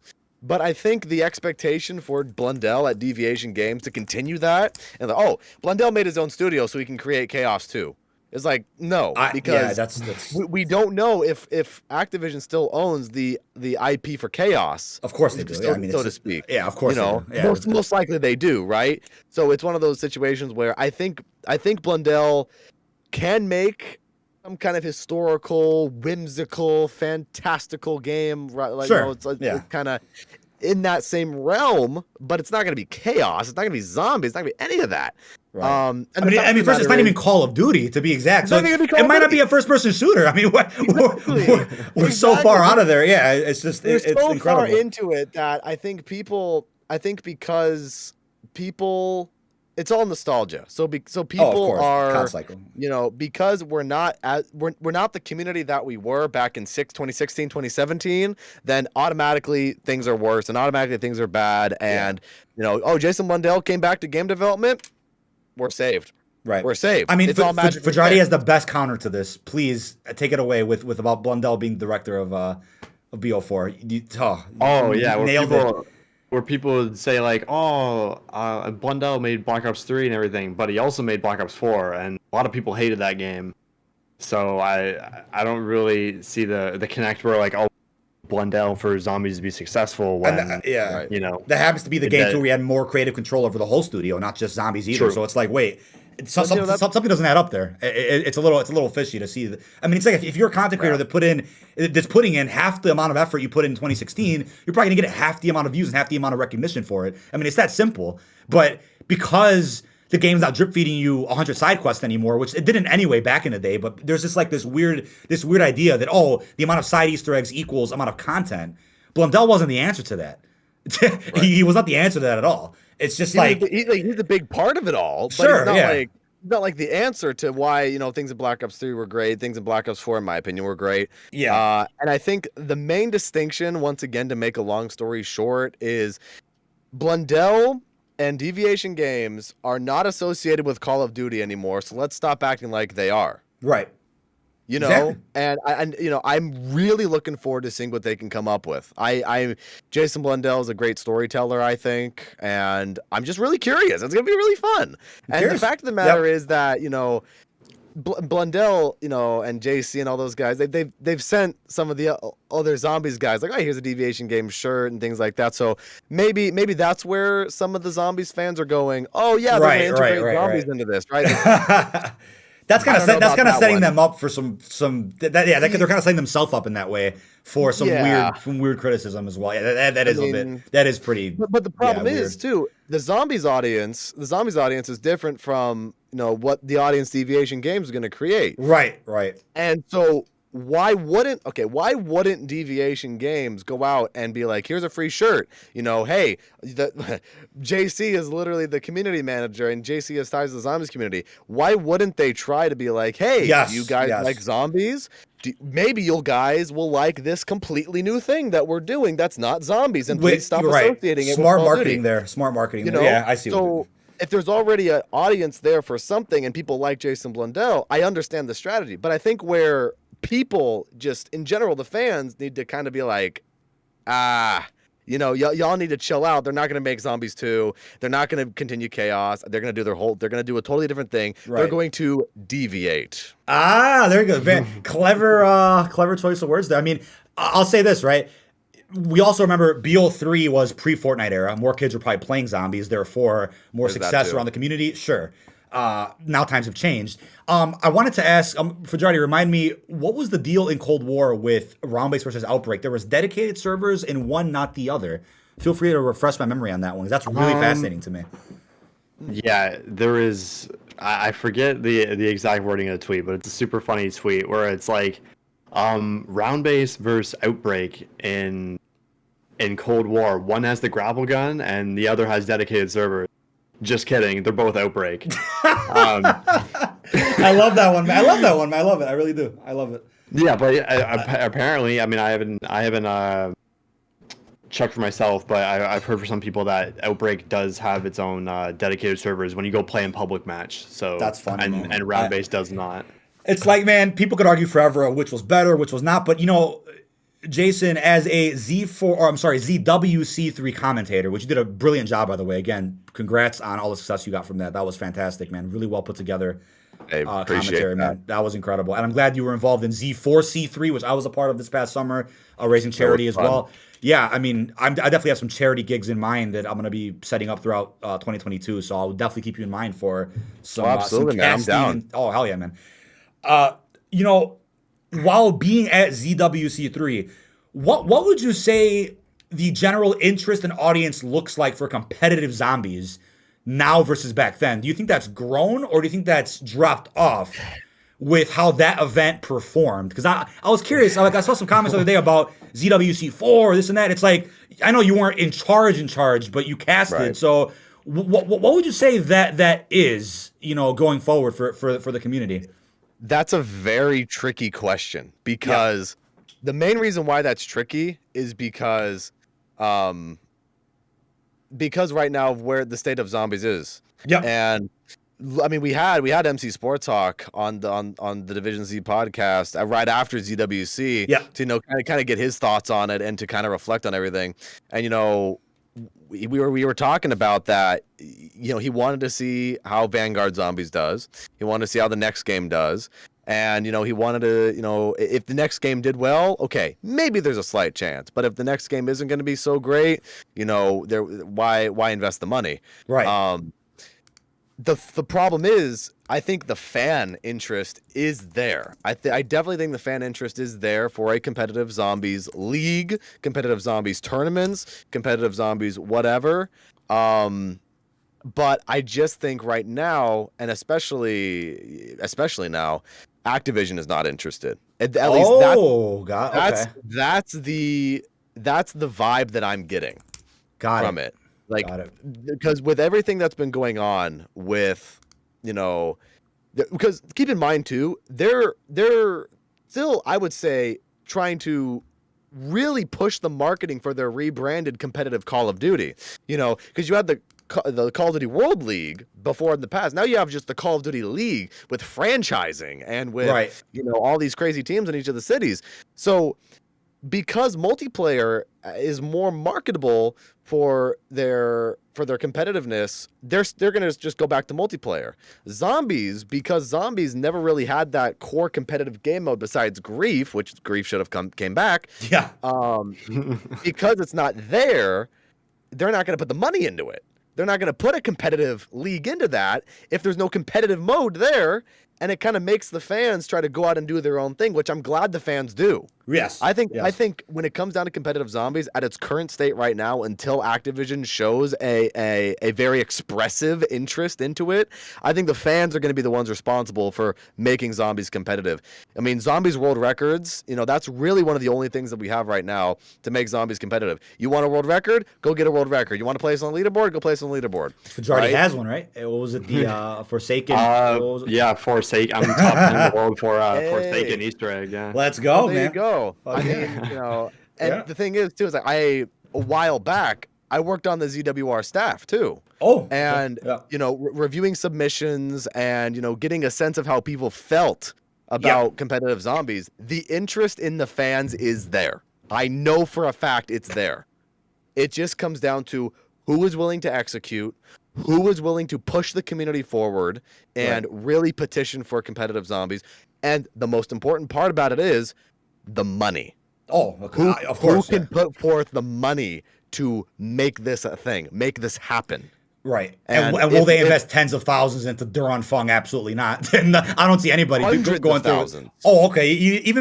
My math was off. Then hundreds of thousands. Then we're talking hundreds of thousands. Okay. Then we're talking. That's it's a lot bigger than a lot of people realize when it comes to just not only the Call of Duty League, but for setting up ZWC.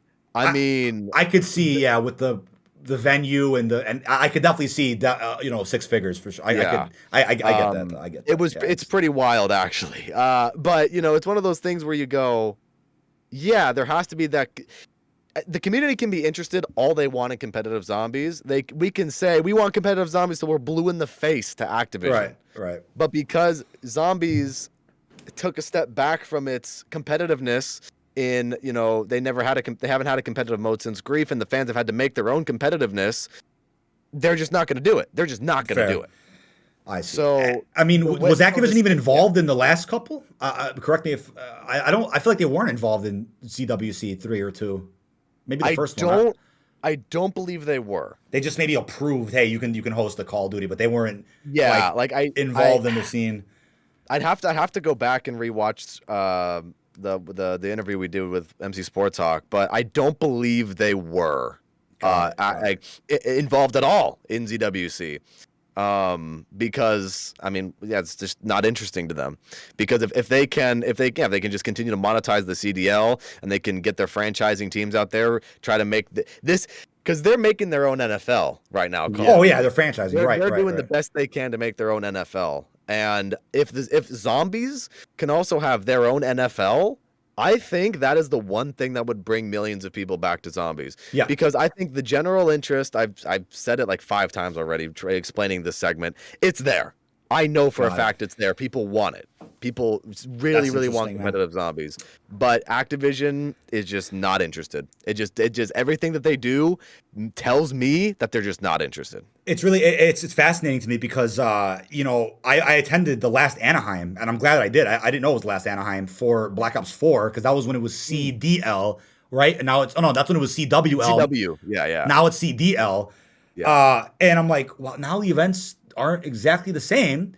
Sure, I mean they want the franchise, but I saw a few comments recently. It's like a lot of people in the multiplayer scene don't even feel like they're getting that much interest either from Activision. It seems like they're really pushing for the Warzone competitive side of things. 100%. So not only was zombies already getting shafted as it seems competitively, but then you're gonna start seeing multiplayer as well. So it's like, are we just is this creating more and more division each time that they make a move like that? It's like, wait, what's going on? This way too. Every week on Twitter, every day on Twitter, I see Warzone streamers, I see multiplayer streamers. Hey, who wants to team up with me for this Warzone chow? Oh hey, my god! $10,000 tournament, every day tournament. Like, where's all this money coming from? Like $10,000 here, $20,000 here, $50,000 here. Like Warzone, they're just fucking really pushing.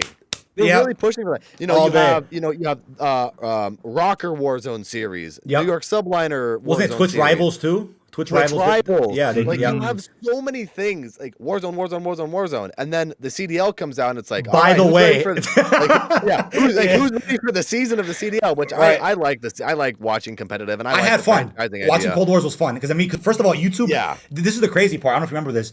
YouTube and Activision have, I think, a multi-million-dollar. Could even be. What was the number for Jardy? Was it 30 or 300 million? It was crazy. I don't know. I feel like it was 30. I could be mistaken though. Millions of dollars for exclusivity to where it's only streamed on YouTube, right?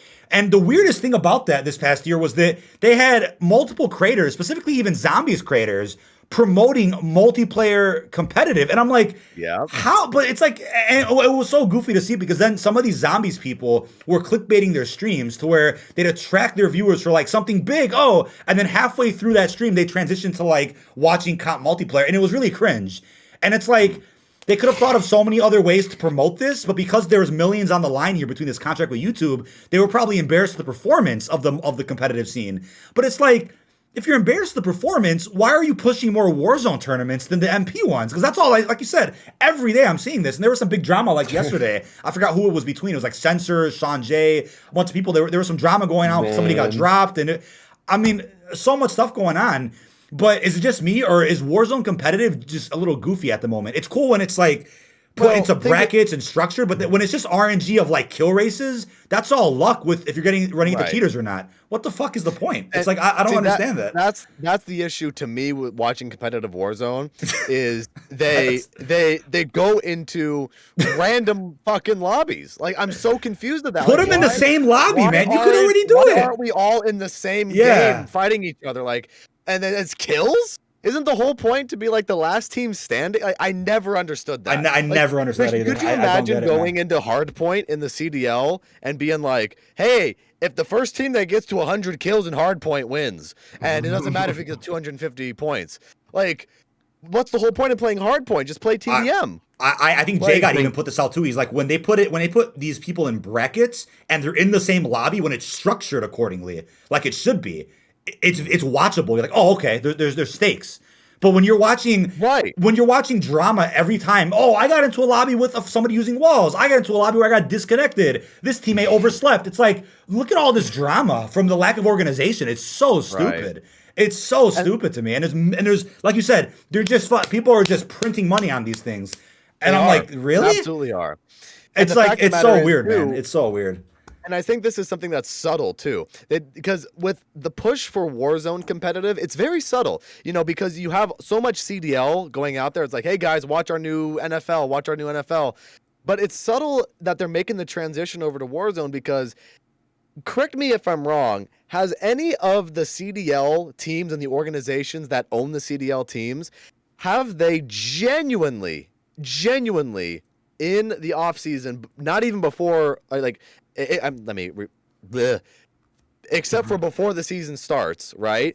Genuinely, really dip their toes into free agency with the CDL and go, we're gonna sign like 5, or we're gonna bring in like 5 players at a time to try out for the CDL team, and we're gonna see who works and who doesn't work. It could happen behind closed doors. I don't really know, but it just doesn't seem like it's public. But these teams are signing Warzone streamers. It's very subtle. Right. You have, Rocker Warzone streamers, Mutineers Warzone streamers. Like, you have so many Warzone streamers and content creators from Warzone, and it kind of makes you go, well, wait a minute. I thought this is a CDL team. Right. Why is this player a Warzone player if they're signing a Warzone player for content on Warzone? It's very subtle, and I think a lot of people overlook that. Now, granted, I know you have organizations, 100 Thieves, FaZe, Optic, they sign content creators all the time. Oh, of course. But for all these CDL teams, that's you different. notice it's a lot of Warzone. You're signing a lot of Warzone content creators, while at the same time, the rosters, you have roster mania, and that can be kind of exciting. But for the most part, once a roster is set, the roster is basically like, okay, so that's the roster for the CDL, and then you go over here and you look at all these tournaments that these, Warzone streamers for the CDL teams are going in. Hey guys, today I'm going to be streaming to win $25,000 in one day. Right. You see that way too often. Fajrati pointed this out the best though. Oh no, go ahead first. Before I was gonna say I think it speaks a lot of numbers and a lot of volume that people care more about Scump winning 100K in the solo Warzone tournament than in the finals of the CDL. Yes, 100%. Yes, 100%. Because Fajrati pointed this out before the game, before Vanguard even came out. First of all, and even previous years, Fajrati was like, "Wait a second," because this was weird, right? The usual suspects, I should say, not suspects, but you get what I mean. It's a satire. The usual people that get flown out or access to, a new COD, pre-reveal, pre-release, the usual people that get invited. It was weird. Fajrati pointed this out, I think it was with Vanguard specifically, where there was an influx of Warzone-specific people, and even celebrities and non-COD channels, Battle Royale people from other games, that got invited to these events, but then there were some usual people that you would think get invited and weren't. And this goes back to even zombies, like you were saying. Zombies, people for the most part have been dropped. I don't know if you noticed that or not. It's only like literal COD partner Noah or Dalek. Every other's top of the food chain people. They don't even do just zombies anymore. They've branched out a little bit. They get the they're getting the invites, but anybody who wasn't them, regular zombies creators used to get flown out back in the day, BO3, BO4, or these early access, they haven't been contacted again. And it's noticeable, and that's fair for those people to have bias and say, I missed BO3, BO4 because I was somebody then, quote unquote, where I was recognized by Activision and whatnot. And that's a whole other discussion for another time about the Activision process. It's a can of worms that I'm not even going to right now, but that's definitely, and it's better off stream as well because there's some, it's crazy, but with that, you can see. Oh no, go ahead. I don't want to. I was just gonna say it's really weird with the picking and choosing based on Warzone specifically, right? Where it's like, for example, like multiplayer is kind of like the big thing with Vanguard right now as a whole because it's like the only thing to do. Warzone's kind of whatever. So it would kind of make sense to pick more people on the MP side of it, but they're still like they're like Warzone's over here. Yeah, it's like it doesn't matter. It doesn't matter viewership. You're still gonna get picked just because you're on Warzone. I think that's weird. And it's like it's gonna be really fascinating when Caldera comes out, and then you start seeing again that push again. Let's do some more Warzone comps, sign more Warzone creators. Caldera, and then MP is like, oh yeah, we have a big ass competitive event this weekend. Random people are streaming it, and it's like that. And you know what? If the YouTube deal, which I believe might come out to a loss, if that contract they signed for $30 million or $300 million, whatever the number was, if that comes out to like, hey, we didn't make that money back, we didn't make a profit on that, we spent so much money for this investment for nothing, then I feel like that'll be basis for like dropping multiplayer completely from competitive, and I'll just say fuck it, Warzone. That's how Overwatch killed their competitive league. They moved to YouTube, and no one wanted to watch on YouTube. And then they never changed the metas of the game. Oh yeah, they just let it die. Yeah, and now everyone, no one likes. Like I remember I used to watch competitive Overwatch all the time, Right. and I was into the game, yeah, but I see no one talking about that shit anymore. Crazy. No, The thing is with Twitch is so huge for streaming events like that. I mean, it's undeniable in that regard, and I mean. The fact of the matter is too, with it's not just the Warzone push that's being put out there for they want the World Series of Warzone to be a lot bigger than it is, and all these Warzone streamers. But the fact of the matter is too that you have a lot of competitive COD people really praising Halo right now. Oh yeah, because of Halo's ranked play, and people are really loving that because Halo launched with a ranked playlist and not Vanguard. So and you'll never see. I don't think we're ever going to see ranked like that. We have the competitive integration coming in January or something like that, which that's usually what happens anyway, January, February. But I think what people are expecting in terms of ranked is just with the way skill-based matchmaking is coded into the game, they're not gonna budge on that. I think everybody can see that very clearly. That's gotta give fair criticism where fair criticism is needed. I mean, Cold War was guilty of this too. Cold War didn't have a ranked playlist either at launch, and it took a little while for them to do that. Which I just you got to have a ranked playlist at launch. I think. It's. I mean, man, it's strange. It's really strange, and I think once Caldera comes out, we'll be able to see more of this.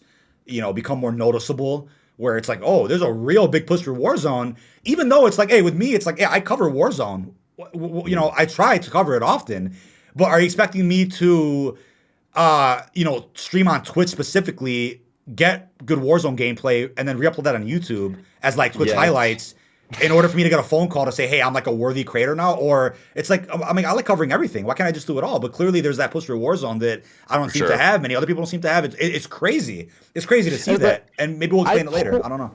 Yeah, like I totally understand the push for Warzone. Like I get it. Then that's the Call of Duty breathes through Warzone now. Oh yeah, so, of course. Yeah. I totally understand why they're doing it, and if they can make a good competitive Warzone league that's really enjoyable for people to watch, you got some interesting things going on, you got the CDL teams involved, whatever. If they can make a good Warzone league, I'm on board for it. That's fine. I'll watch it. I think it could be fun. But like I said earlier, I'm always very confused every time I watch competitive Warzone and it's another kill race when it's literally like you're supposed to win the whole point of Warzone is to win the game. I never really got that. But do they think that because we're doing the separate lobbies, if you just win the game over and over and over again, because these people, these people will constantly win the game, then put them all in the same game. Right. I never understood that. I don't know. I did. Oh, go ahead. I used to watch some. I know there was some event. There was some Warzone event where they put all of the streamers in one game, and I actually sat down and watched that event because you can be like. You can see someone knock someone. Oh, I know that streamer. I'm gonna hop over to their stream. Their stream's they're scrambling. Oh, they're pushing. You hop back to the other stream, and they're like, oh, I got no one knocked. Okay, we're gonna go push now. And it's just a really cool dynamic to sit and watch that.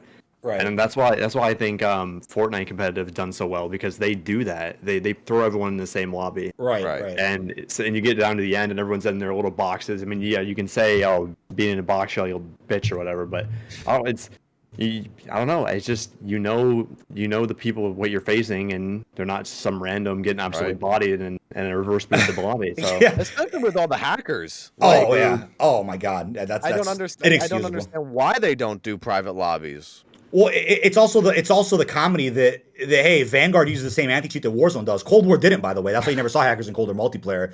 I can't remember ever seeing one. Vanguard uses the same one as Warzone, which is already breached. So you're going to see the same kind of scum less in Vanguard because it's not a free game, but it's silly. You can't take your death seriously in either Warzone or Vanguard right now. You don't know if somebody's cheating using walls. I mean, you won't know. I mean, maybe sometimes it's obvious, but I do want to mention something really funny I saw a couple of days ago. There was an article where somebody said a YouTuber, I don't know who it was, offered $10,000 to somebody to create a Breath of the Wild, or was it Breath of the Wild multiplayer? And I remember some devs started seeing this article and put it around and said, hey, oh, I found it. It's an IGN article right here. 10,000. 10,000. And you know, it's funny because, I mean, it kind of puts in perspective the lack of understanding that a lot of people have with how game development works. Because I don't think that 10K would cover the cost of something that ambitious. And I also don't think that it's as easy as, yeah, let me just pay one guy to do it. I mean, it's kind of silly because it puts back to perspective what I said earlier. The content creation has almost stained gaming in a weird way. It's definitely improved a lot of aspects of it. But it's also put this weird perspective on it where it's like, just do this, just do that. It's that easy. It's not. But it's funny because it can relate to COD in a way where it's like a content creator could say, just do this to zombies, just add that. Well, you know what? They couldn't do that. They were working from home. There was a pandemic going on. There's a lawsuit going on, which devs are upset about. So they're walking out. People aren't working. Nothing's that easy. You know what I mean? It's really funny to see. Right. No, I mean, I think it's great to give as much feedback and to give as many great ideas as possible. Like, hey, you guys should do this. That would be really cool, right? And I think that's fine. I think that's what helps keep, communities alive so people and these developers can take criticism. I think there's one main thing that I think people need to keep in mind when it comes to something like that, like Breath of the Wild multiplayer. Like Breath of the Wild, that's Legend of Zelda. That's a big franchise. Yes. So would that even be legal to? I mean, how would it? Because I don't think a dev could just too. Yeah, a dev can't just say I'm going to accept that money. You can't put forth just 10,000 for Breath of the Wild. Now, if you're an indie studio and you're making indie games, sure. Who knows? Maybe that 10,000 could cover everything. You don't know because indie studios, that's like a totally different thing. And I'm not gonna go into it, but I've seen some discussions in the zombies community about indie studios and things like that, and other things that are happening that, certain amounts of money might not cover indie studios even, but I still think $10,000 will go a long way for an indie studio. But fair, I digress. 100%. It's one of those things where, because Breath of the Wild and Legend of Zelda, that giant property that it is, 10,000 isn't going to be enough for that.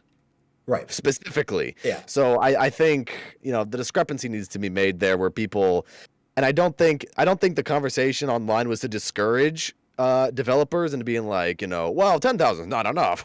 Like you silly people. No, it just realistically for something like that, it's like if you were to throw $10,000 at Activision and be like, remove skill-based matchmaking. Yeah, pennies, bro. That's pennies to Activision. $10,000 is going to be pennies to Nintendo. Right. So it's like, but $10,000 is going to be a lot of money to another indie development studio. Oh yeah, that's such a good point too, because I'm like, I consider that more of like a casual mindset when someone's like, yeah, throw 10K at a dev that works on Legend of Zelda, and they'll be able to do it. When it's like you were already saying with your point, but also, can a dev legally even take that money? Absolutely not. And Nintendo says, "What the fuck is this?" Like you're instantly fired. You're gone. Because I mean, they even got James C. Burns, old actor of Woods. He got in big trouble for voicing Woods for a custom zombie map. You can't just use Activision properties. Yeah, and he wasn't even. I don't think he was even paid to do it. He just did it as like a favor for Gun of Truth, whoever made the custom map. And Activision was like, nope, that's not happening. You're not putting in some like trying to make this canon with a voice actor who works for us. Like you're not getting away with that. So no, you got in trouble. You can't. It's like things you just can't do that. It's just it doesn't work. So I'm relating this to zombies too, because Fajardi has sent me some stuff recently which I completely missed, and it was like, I think it was 2 custom map makers who I'm familiar with. They are making their own game studio now. Apparently, I forgot what it's called. That's what I was alluding to earlier when I was talking about the indie studio thing. Yeah, and they want to get to make their own zombie game. I'm like, sure, okay, that if they get that in production now, that's years away regardless. But when people are like, oh, this is competition for Activision now. I mean, that's great that there's hardcore fans that are going to be invested in this, but that's not competition for a Call of Duty. That's not like, oh, it's going to take the player base completely away from Duran Fung onto the. No, it's like that 10K can go a long way, sure, for them, because it's going to be a smaller type of experience. But that's not threatening the longevity of Call of Duty zombies. You know what I mean? It's like that, and people that believe that are just setting themselves up for just literal failure. I don't get that at all. I don't get that. The thing that I was, in the midst of the Breath of the Wild conversation too. I've seen people kind of discourage these custom zombies guys trying to make their own studio and Right, trying to be like, right. you know, oh, is it Patreon or GoFundMe? I forgot what platform it's on. Both. But, I think they could do like, both. I'm pretty sure. Yeah. oh, okay. Well, they're like, oh, their goals on that platform is super unrealistic, and you know, and it's like, well, okay, keep in mind these guys are indie developers. They're Right. trying something new. They're trying to create their own vision, and you know, to hold them to the same standards as Activision or Treyarch or Sledgehammer, whatever, when they haven't even put anything out yet, and they're an indie studio, Right. like, to me, it sounds like you're a spoiled fan. Like, to me, it sounds like you're a spoiled Call of Duty fan who's like, oh, if this isn't Call of Duty, it must be terrible. Like, Right, you know what I'm saying? I don't Especially know. if they're going to be using like Black Ops 3 assets. If they're going to be using Black Ops 3 assets to make this game as well. This own like this standalone zombies experience. You're still it's like you're still it looks like a bigger custom map, I guess you can call it. I don't know. I mean I don't know the specifics of what they're doing, but it's like I don't know either. It's like if they're using Treyarch assets, then it's like all right, cool. Treyarch assets, like maybe there could be kind of an argument there, but at the same time, it's like if they're doing their own studio, I would imagine, this is my assumption. I'm not going to say they are. Right. My assumption would be they're building everything from the ground up. Fair. That would be my assumption. Same here. Same assumption here.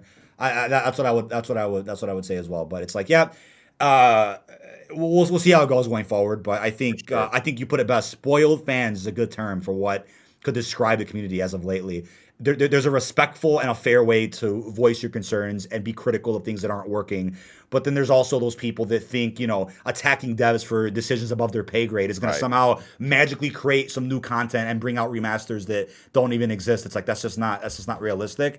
Before we get to like the final few topics, I know we've been going in 2 hours here. Let's go into our favorite segment where we read some goofy ass comments with who are these people? Hey. We love reading goofy comments. So this week we definitely have quite a few. We're gonna speed run as many as we can. We've been going on for a while with this episode, and it's great having you on, Jason. We definitely have a really nice natural discussion of all types of things here. Gotta love it. Let's start off first. If you could think of anything off the top of your head, do you remember any comments you want to bring up real quickly you may have seen lately that just blew your mind and you're like, hey, what the hell is this? One comment. Got it. This is from a while back, like season 4, season 3 of Cold War. This comment always stuck out my head. It was I made an operator mission video, and it wasn't anything like, you know, some random bad take or anything. It was just the guy asked me, some person asked me, do I need Black Ops Cold War? do I need Black Ops Cold War? Do I need Black Ops Cold War to complete this? And it was a video about Black Ops Cold War zombies. So that always stuck out in my head. I was like, There might, okay. I'm hoping the kid was young, or else there is a serious concern for lack of cognitive function that should be addressed by a doctor there. That's a little concerning, man. I'm not gonna lie, but that lack of IQ. You would hope it's a troll. By the way, you would hope it's not something. I would really hope so. See, the problem is, reading the replies to the comment, I forgot some other guy replied to him, and then the guy who made the comment originally, do you need Cold War? He said, STFU, I just got the white version. What? What? What? I guess got the white version. Okay. I'm gonna send you a screenshot. Right. That's now. Great. That's great that you have them. I'm glad that you saved that, man. It's like sometimes those comments just stick out like a sore thumb, and you're like, I can't forget that. Usually when they're that bad, I'll even tweet it out. I'm like, hold on a second, this was said by a human being, and I'm hoping it's a troll because if they're serious, there's a serious issue there. I mean, I don't know, man. That's Here's the thing: is like, I can't blame. Oh, he didn't say, do I need Cold War? What if I don't have Cold War? Well, that's too bad. Somebody replied. Yeah. Well, that's too bad. And then he said, I just got the white version. What is the white version? I couldn't tell you, man. I mean, people want to throw colors into things. I mean, that's where they don't belong. I mean, I don't know. Absolutely version of Cold War, bruh. Like the thing is, is maybe he doesn't know that much about Call of Duty. Got to give him the benefit of the brand new to the franchise, man. Brand new to the franchise. Yeah, like, I don't know, but I just that comment always stuck out to me as like, it's fantastic. Do I need a Call of Duty game to do the thing in the Call of Duty game? Like, I don't know. Well, it's always that thing too where I explicitly say something in the beginning of the video and even in the title, and I'll still get asked a question that was already answered. I'm like, I have no problem replying to you, but please take a second to read or to listen for 20 seconds, and your question was probably answered. But here we go.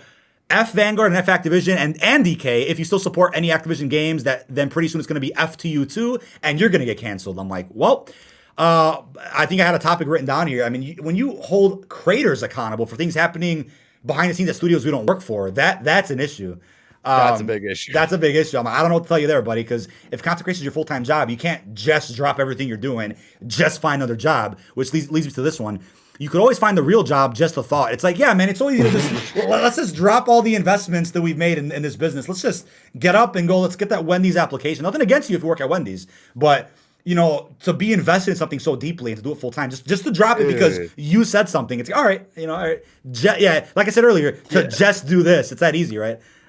I started getting flack for the same thing too. Remember the comment I sent you? I mean, I don't want to repeat it on stream, but that you were in support of bad word, the R word. Yeah. If anybody, you're in support of that very, very bad thing that happened in Activision because you made that area. Majority's in support of that because he made art of the game. That's absolutely ridiculous. I won't even read it because I remember there's a really bad word in there.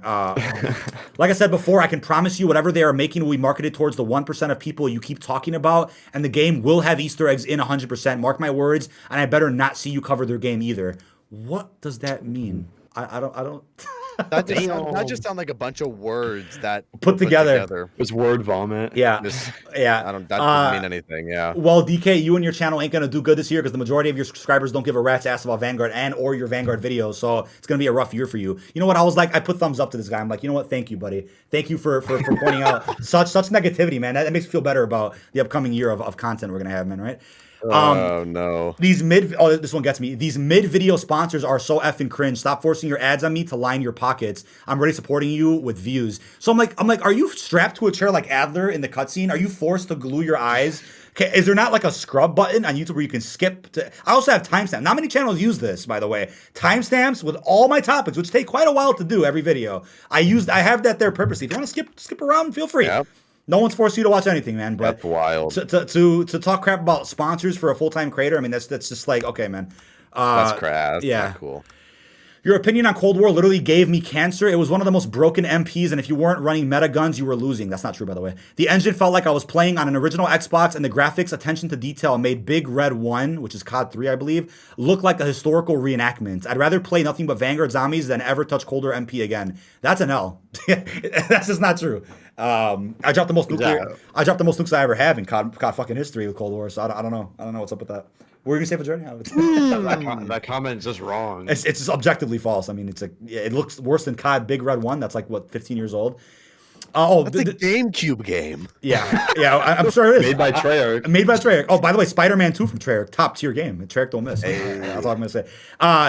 This is funny about my giveaway. This is no. It's one of the same guys that was commenting shit earlier. Bro, nobody wants them 5 copies of Vanguard. Are you serious? Especially with everything going on in Activision. Yet you're still gonna give out 5 copies to people. DK, you, my friend, are not only the problem, but you're also despicable for even going through with it. Despicable. That's a big word there. What's ironic is that I had that deal set in place before the incidents and allegations surfaced that week, whenever that happened. So I had that already set in stone from before the game even came out. So I think that's pretty funny that I'm apparently to blame for stuff that happened in like July and August. I don't know what the fuck. Despicable me. Despicable me. Despicable me. Like 4, I think, is going to feature DK as the main character. Yep, get me in there, man. But this is pretty funny. It's really funny to me. People in denial are saying Vanguard MP is the most popular since MW 2019, but all signs point to interest being at all-time low. I feel bad for those whose lives and livelihoods depend on it, but I'm admittedly very satisfied. Yes, I hate the game that much. This guy's hoping for the downfall of the game, but I found the comment funny because there is truth to it that people are praising it to be something that it's not. People are saying it's the second coming of Christ, but it's just not. And the fact of the matter is, things are in a downtrend right now, so it's like, okay, that's fine, but like, don't wish for failure, right? Don't hope that it fails, because that affects why a lot you gotta of people. hope that it fails? Like you're not. I don't know. Let's just. I saw a funny one here. Also realize spreading positivity can be good, but I don't think there will be much change with this franchise with your constructive feedback. But hey, if you stopped supporting these devs, you'd be out of your job or need to find a new job to cover. he's referring to me. He loves Call of Duty no matter how bad. This is his deal. He can do what he wants as a YouTuber, but not everyone agrees with those who blindly follow. Who would have thought? I was really confused by this because I'm like, I didn't blindly follow Modern Warfare 2019. I didn't support Infinite Warfare. I actually praised games like Ghost and BO4, which were negatively received by a lot of people. So my opinion does vary. I'm not just blindly following anything. And I've been very critical of Vanguard. So I don't know where he must have me confused with somebody else. I find, and then that happens a lot sometimes. I'll get comments. I'm like, "Are you sure you're talking about me?" Because I don't recall, being the person you claim I am. So, let me skip some of there's some bad ones here I gotta skip here. People who think Vanguard is ass are highly mistaken. You don't know a good thing when I hit you in the face. I've played COD my entire life since the beginning of CODs, and this is one of the best I played. Well, more power to you. More power to you. Yeah. We'll read a couple more here. Oh, this one was weird. It was a video I made the other day. Somebody replied, "Well, bro, you're late 3 weeks with this news." I'm like, the game wasn't out 3 weeks ago, and the news was brand new. So I know there's some other people that were really late with Cold War news specifically. Yeah, there was a Cold War update that came out on the 1 year anniversary of the game, which I covered on the day of, and I made a really long video kind of going over the 1 year. Oh, go ahead. That's the other thing that I never really understood is like, because I've definitely had these comments before too when I cover something news related. It's like, well, you're late. This guy already covered it.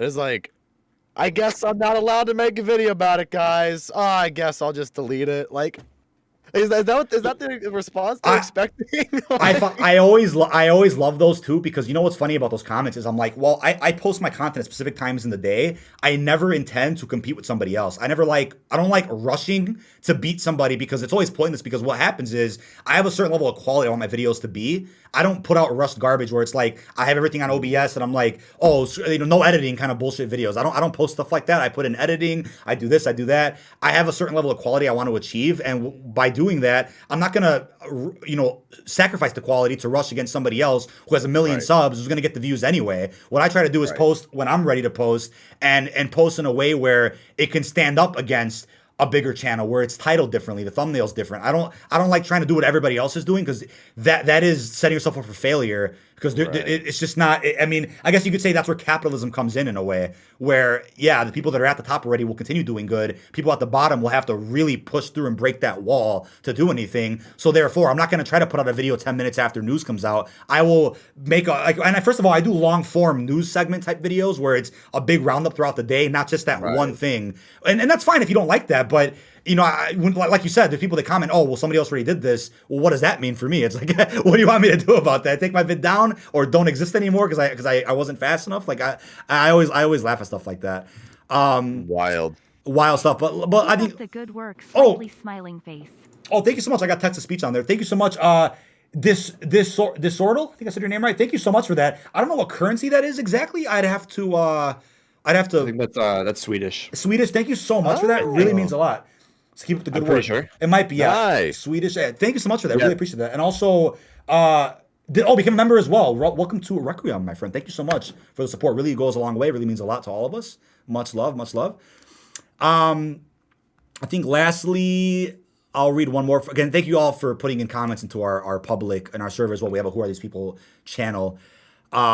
Let's go through one more funny one we can see. Oh, well, I think funny enough, somebody put a bot in my server the other day, which was really unfair. I was upset about that. Somebody threw a spam bot in my server, which broke our channels for a bit. So whoever did that, I mean, I sincerely hope you stub your toe as hard as you can on your bathroom door when you forget to wipe your ass tomorrow, man. That really upset us. It just makes us do more work on our server. We're trying to be a friendly, positive place. Most creators would have just deleted the whole server. A few creators lately just said, fuck Discord. They just deleted their whole server. I like our server. I love the people we interact with, so I'm not going to do that. But people that do that, I mean, you don't make our jobs any easier. It's really funny. Yeah, step on a Lego. Yeah, step on a Lego, man. Step on a Lego. But don't really hurt yourself. We don't want to endorse violence here on the channel there. And I think that's just about it. Wait, why trickle out content and the hate? Wait, why trickle out content and get the hate instead of stuffing our mouths and making us happy? That was worded pretty weirdly. I think we'll wrap up there with some goofy comments this past week. But once again, that is a bit of a Thanksgiving special of the Bombshell podcast, right? We definitely wanted to give some thanks to you guys, talk about plans for the future, have a nice guest on. And I think to wrap up this episode with, I did see one last thing. Let me see.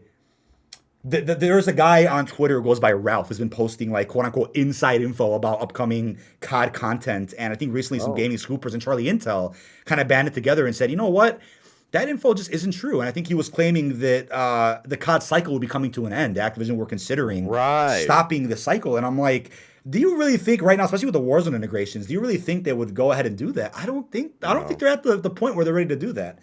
They would not. MP and Absolutely Zombies.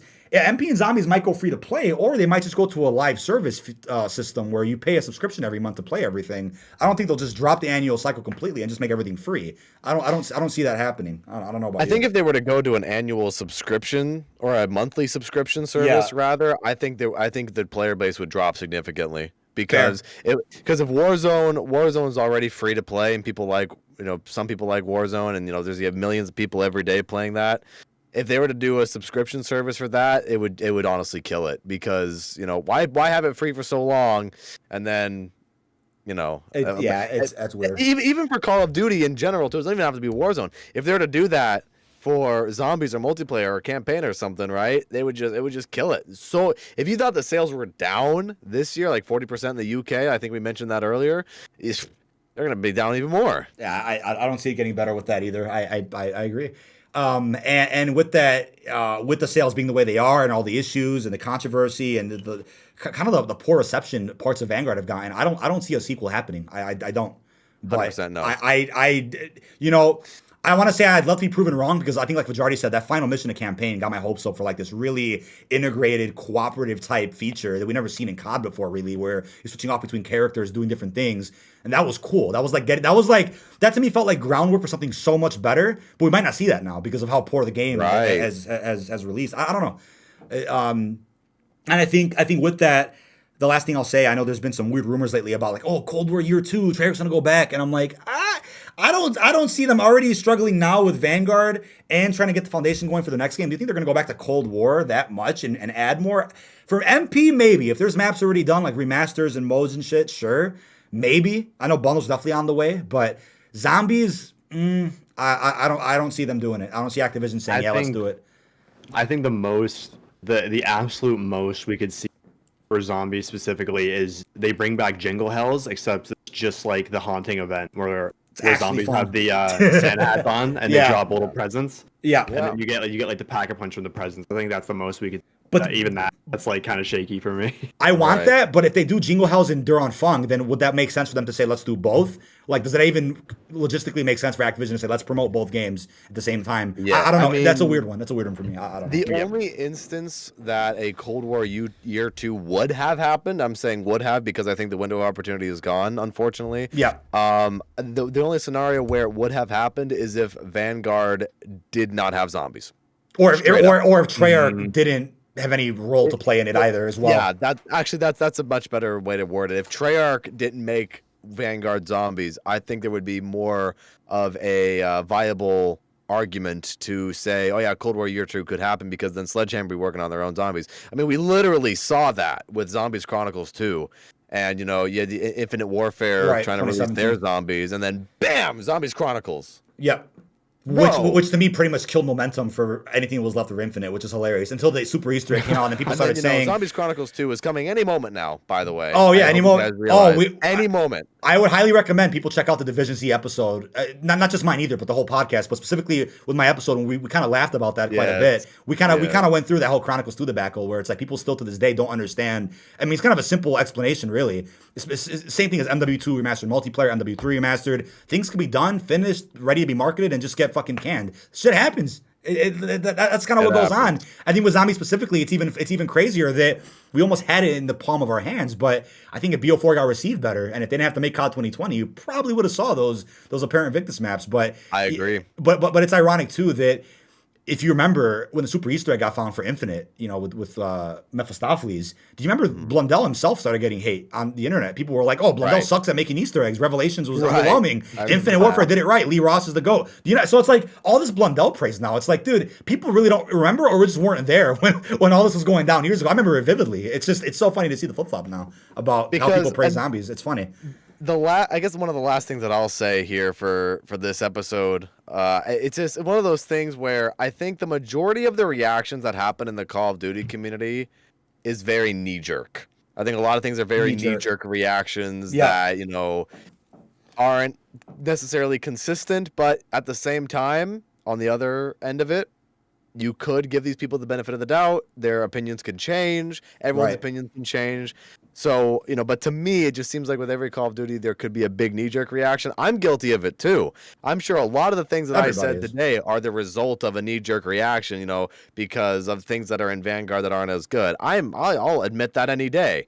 You know, but you know, until something is changed and until something happens, you know, then I'll have my opinions, and you know, if they change, they change, and if they don't, they don't. You know, it is what it is. That's a great way to put it, man. I think especially as a creator too, it's like I don't have any desire to milk out filter content this year about a game that's not getting updates anymore. I mean, if I did that, it'd probably do better for me view-wise, but I believe in truly transitioning and following the COD cycle and trying my best to promote this new game and just staying positive about it. And if I don't enjoy the game anymore, I won't cover it. But right now, I do have some faith in Vanguard for what it is, and I do plan on covering it still.